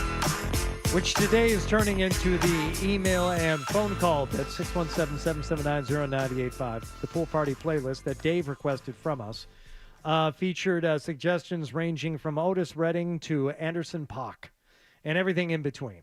So now we go to the phones to see what you think about this. We'll start with, is this Mike in Haverhill? Who am I talking to here? Got to make sure the phone's potted up. Close your pool. Maybe you can get enough people to fill a hot tub for that thing. No, yeah, he had a good line, and we didn't hear the beginning of it. Yeah, sorry about that. All right, it said close your pool. You're not going to be able to fill up a hot tub. He said with that pool party playlist. That's unfortunate. Oh, that's too bad. Bob and Lawrence, what's going on, Bob? Hey, good morning, fellas. Good morning. You guys always saying Philadelphia fans? No, that would be Fred Toucher, who's the big Always Sunny. The one episode, it's a two-part episode, season 7, the last 2 episodes of the season. They make great use of Freedom by George Michael. It's one of the best episodes they ever did, and everybody should check that one out. Okay, all right, I'll look at it. That's a show I always meant to watch, start watching, never have. Pat in Pembroke, what's going on, Pat? Yeah, guys, great job, by the way. I love the selections of music. I myself listen to a ton of music, hip-hop being one of my biggest favorite types of music, especially old school. Mr. Holly, you were wrong in selecting Bonita Applebaum, dude. You should have selected Can I Kick It, right? Because not only is it used now in pop culture on TV, but it kind of bridges because it's got Walk on the Wild Side by Lou Reed as the hook. There you go. It's fair. So It's you- fair. Get a little Lou Reed in there. Yeah, you get the old heroin addicts at the party grooving with you because they're Velvet Underground fans and Lou Reed fans. Sure. Get a little call and response. Can I kick it? Yes, you can. can. Can I kick? Yeah, you're right. Yes, yeah, you can. yeah, good call. Good call. Nick in Worcester has something on Anderson .Paak. Yes, Nick. Hey, I can't believe you guys don't know Anderson .Paak. Holly, great pick. He has several Grammys, Dr. Dre product. Silk Sonic's a fantastic project, and I feel like he kind of fits the vibe of the other music that you guys put together. Okay, and for the record, but this is not an educational exercise. You're trying to entertain people. But did you hear what he just said? A wide. Several Grammys. No, I didn't hear what he. Dr. Dre. I did hear what he said. Did you hear what I mainstream. said? You're not trying to educate people. You're trying to entertain people at a pool party. Hey, everybody. Shush, shush, shush, shush. Quiet your conversation. Let me tell you who Anderson .Paak is. No, but see, Hardy. No, I think you're. See now you're saying it in a different way. Because I'll say this: I would listen to if I come to your party, and you have some music on that I haven't heard before. Even though I'm drinking, I'm having a good time. I'm gonna say, yo, what did you play? Remember that song? It was like 5 tracks ago. That's how you learn new music. Not that it doesn't have to be a TED Talk. You get you get new music just by being at different places, hearing different things. It's Labor Day weekend. It's pool party. I don't want to learn. You don't want to learn. There'll be time enough for learning. When and as much school as you things. love music, there's no way you feel that way. Not at a pool party. I don't want anything So new. you never picked up any new music at a party? No. Oh, not a party worth going to. Stop. Here, you know what? Finally, someone to talk sense. Don and Carver. Yes, Don. Hey, Hardy, how you doing there, buddy? I'm well, thank you, Don. Do you have 3 songs that you would like to submit?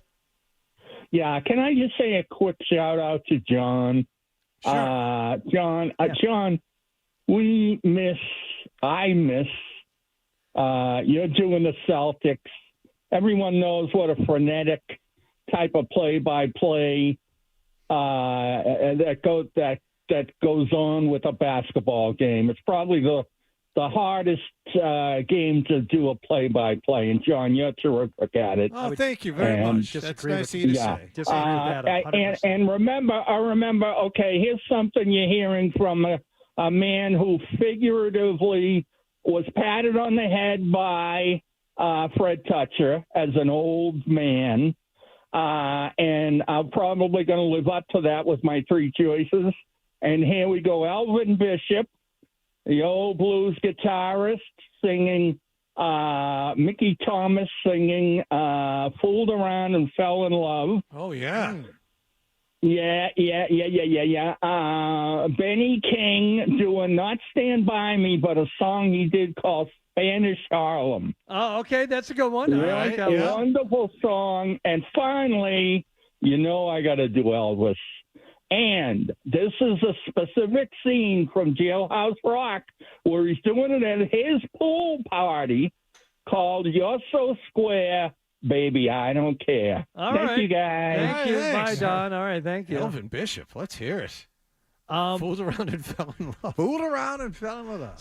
Somebody said, why don't you just make it easy and play the Boogie Nights soundtrack? Which actually... that may not be a bad idea. And when you said fooled around and fell in love, yeah, I think that's featured in the movie. But some of the other songs on there, you've got Spill the Wine from War, that's in an actual pool party. Right. Spill the wine. Yep. Take that's that right. girl. Yep. Mm-hmm. Sister Christian from Night Ranger. God Only Knows. The Beach Boys.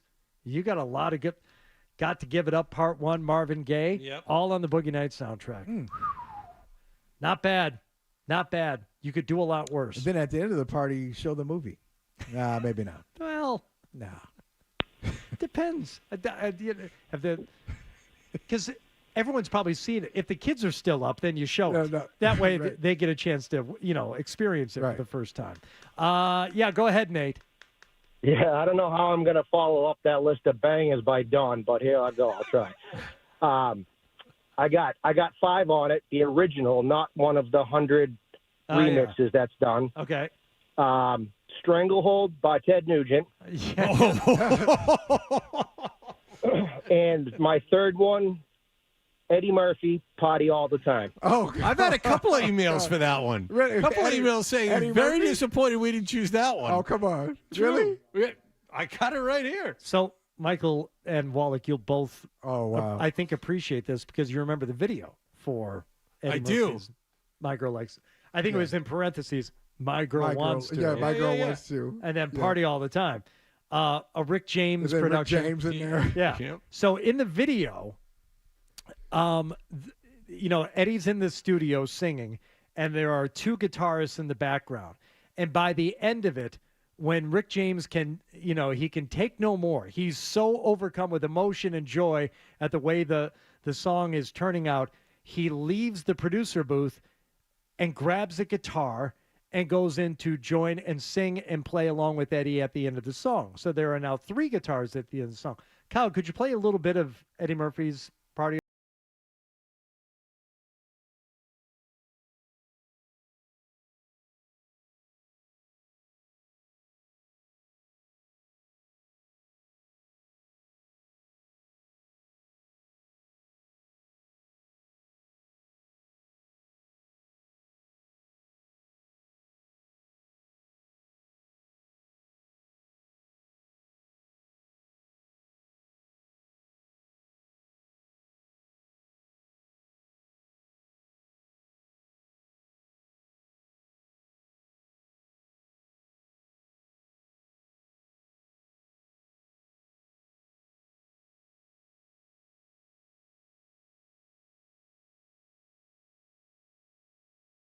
That are backing up Michael that say we're idiots for not knowing who Anderson Paak. It's Well, Silk Sonic smoking out the window. That's Anderson Paak. He's part of that. Yes. Okay, with Yes. Bruno Mars. Yes. Yeah. Paak, he is way. This is from Jason. He is way underrated. His earlier album Malibu is a classic. Malibu, among another folks one. who Great know one. his genre of music. Great one. I see now. Billy is emailing in, and he wants to know. I think this will be an absolute home run for you, Holly. See how good his music knowledge really is.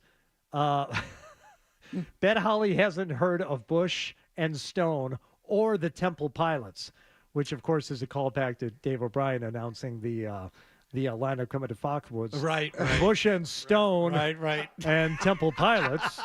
It's true. Oh, that's wrong. And he says, I've never heard of the Pac character, but I'm betting you have heard of both Bush and Stone Temple Pilots. I've seen the Stone Temple Pilots in concert. Oh, wow. And Michael's big Rage Against the Machine guy. In Cleveland. Yeah. It was a good concert. Like probably late 90s, early 2000s. What'd you think of Scott Weiland as a front man?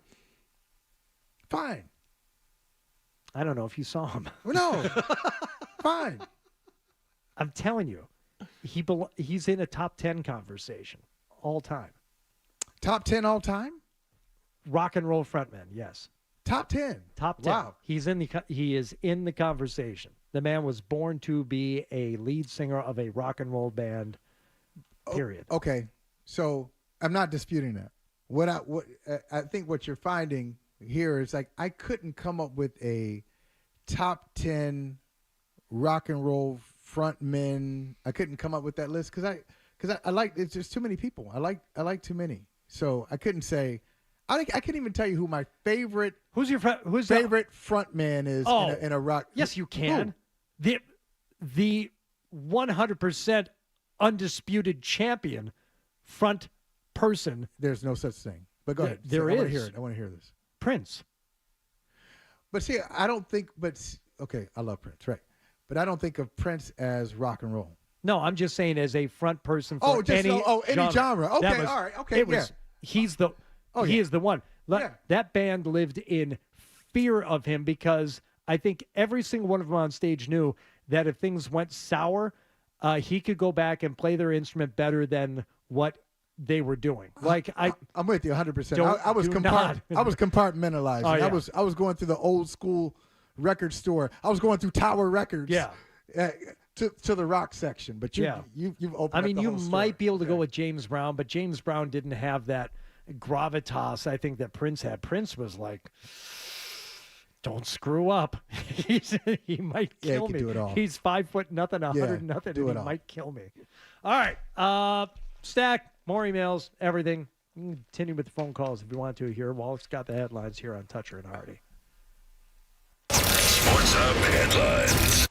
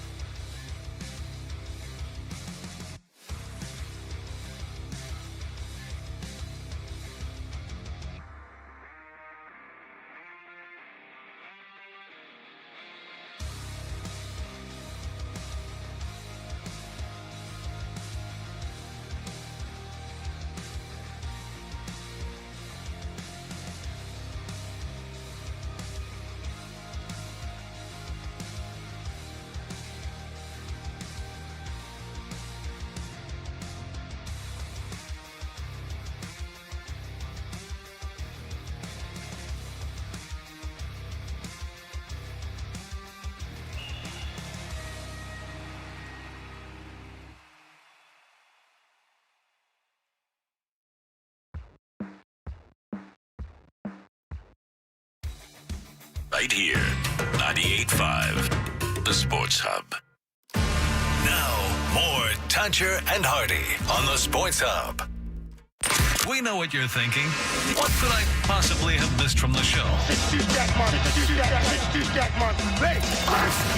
It's time for The Stack on Toucher and Hardy. Like I said, kind of an anti-stack today. Stack, I believe, is brought to you by Best Ford in Nashua. It is. Looking for the great deals on new Fords? Go to the best first. Best Ford in Nashua. Head to bestford.com. Couple of emails here. Number one, Dave has checked back in, who requested the pool party. Oh, yeah. Follow up. It's what makes us different that makes us great. And what we did today was bring the people together. Fantastic work. You're all invited to the pool party. Hardy is the clear winner. But each of those 9 songs will be included. Oh, wow. See you there. What about Kyle's Otis Redding? We'll put that one in there. So when's the party? What time? Yeah, Dave, we need more information More on that details. address, and we'll give it to everybody Yes.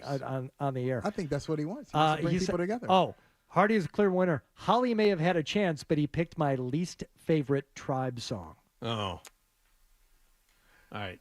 James. I don't need to know the details of the party. I'm good. That's your least favorite song. Okay. All right. I'm good. Jay in Bellingham. All great song selections for the pool playlist. The only issue I had was with Hardy's Stevie Wonder covering the Beatles. Well, that wasn't hard. Well, yes, it was Hardy. It was. It was Hardy. What's the issue? Stevie has a ton of cheery summer songs, but I'd rather go with his 1982 single, Do I Do? It has an early Michael Jackson feel while bringing familiarity to a younger generation by being the song Ja Rule samples in the song Living It Up. The song covers 2 bases. Enjoy the weekend. Oh, that's good. Good thing. Good Not thinking bad. there. Good thinking. You know, if you're just going to make me pick a Stevie song, I would go with Sir Duke. That's not bad. 10 times out of 10. Yeah. I mean, that's, to me. For the pool now party? that's. Yeah, anything. What are you doing? Well, What? Do I Do also goes about 10 minutes, Yeah, if I remember right. Exactly. You got Dizzy Gillespie on there too, right? Yeah. He introduces him. But anything from Songs in the Key of Life, anything, you're good. Why do you have that headphone bag on your hand? Because I want to make sure I don't forget it. Okay, so you look like What? Danny DeVito as the Penguin in the second Batman movie. A very low key costume you're wearing. Very, very, very convenient. It looks like an oven mitt designed especially for an Ilios pizza. Either that or one of those things that the base runners wear after they get to first. That's right. Do that little thing to the bench. Look at how all their hands get so sensy. I mean, Right. just all of a sudden, in case you want a head first dive, that's what they wear. Yeah. So, like Hardy, you have to know. You have to be Worst self-aware. puppet ever. You have to know your weaknesses. And I am the person who would leave this here. I would leave this behind. So I'm remembering. I haven't even complimented you over the last couple of days. Those are the headphones you purchased with U.S. currency. You told me. You gave me the recommendation. And what? And later that day, I was leaving here. Yeah. I ordered them. And what's And now- what's the verdict? Like I feel it's liberating. Don't lie to No, me. I'm serious. What's the verdict on the Oh, they're headphones? great. No, great. Seriously, they're great Okay. headphones. I hadn't had any headphones since 2018. Since February 20-something. What happened then? 2018. Oh, I don't know. I would say now I died and now I've come to heaven.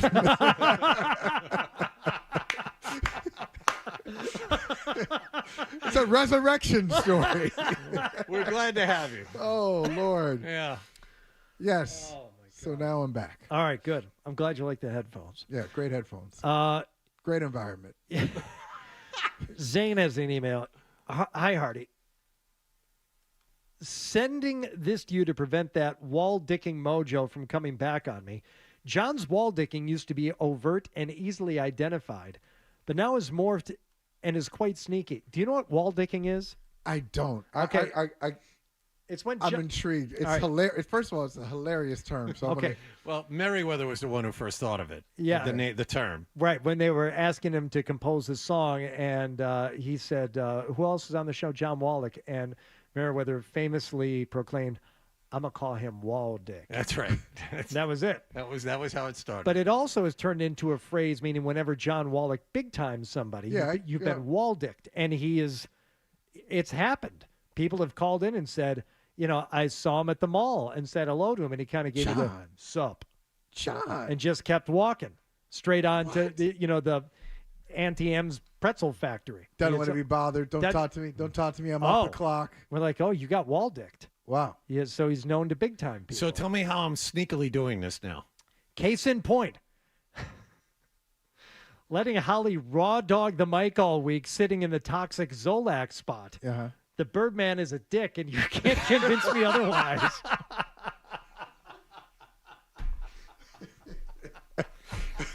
So you did notice that Holly was using Zoe's mic without a condom on the mic all week long and didn't say anything. And it's even worse. Yeah, you are a wall dick. Okay, let me tell you.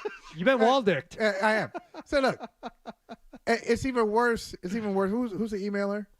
That is Zane. Zane. It's even worse, Zane, because it's not like I got here at 6 and just started talking to Wallach. Wallach and I all week have been, just sharing stories and talking. 5 o'clock in the morning, he sees me sitting here. He never mentioned, hey, you may want to change. You want to, get another seat. You want to do something. You may want to use that wipe. You may want to protect this mic here. Left. Yeah. He never mentioned it. Well, that's messed up. All right, it's intentional. We've all been wall-dicked, and again, just continuing your streak of things that have never happened to you before, Holly. A couple other things this morning. That congratulations on having a friendship with John Wallach for how many years? You guys know many each years, other? but 20. But the friendship is strong enough so they can survive this. Okay, but the fact that you've never been wall-dicked before today, that is impressive. I mean, once every 20 years, that's not bad. Oh. I'll take that. Someone is telling us the name is Anderson Paak and not Anderson Paak. Well, I don't know if I believe that. No, there's been a lot of conversation over it. No, it Scholars have debated for years. No, they have. There's been sometimes he lets people say Paak, or he'll say Paak because it's Pak, Korean. There's a Korean influence. It should be Pak. Okay. But anyway, all right.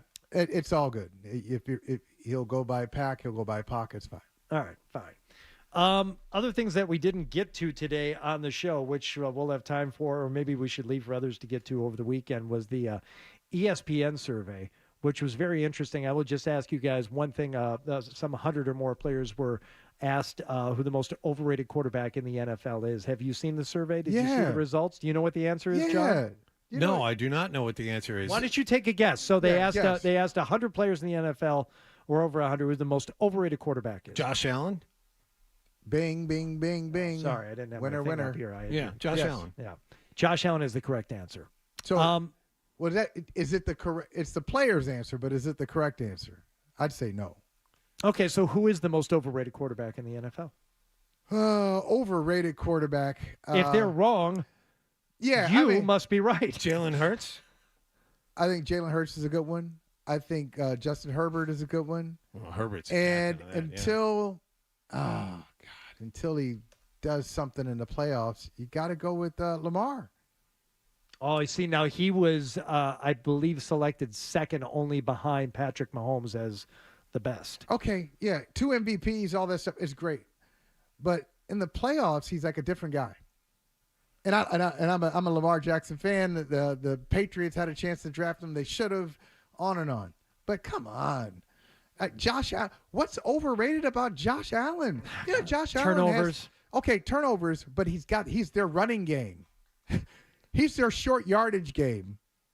He's had, I think, a couple of seasons where he's had 50, I think it's 50 touchdown seasons between passing and rushing. So it was Josh Allen, Jalen Hurts, and Tua.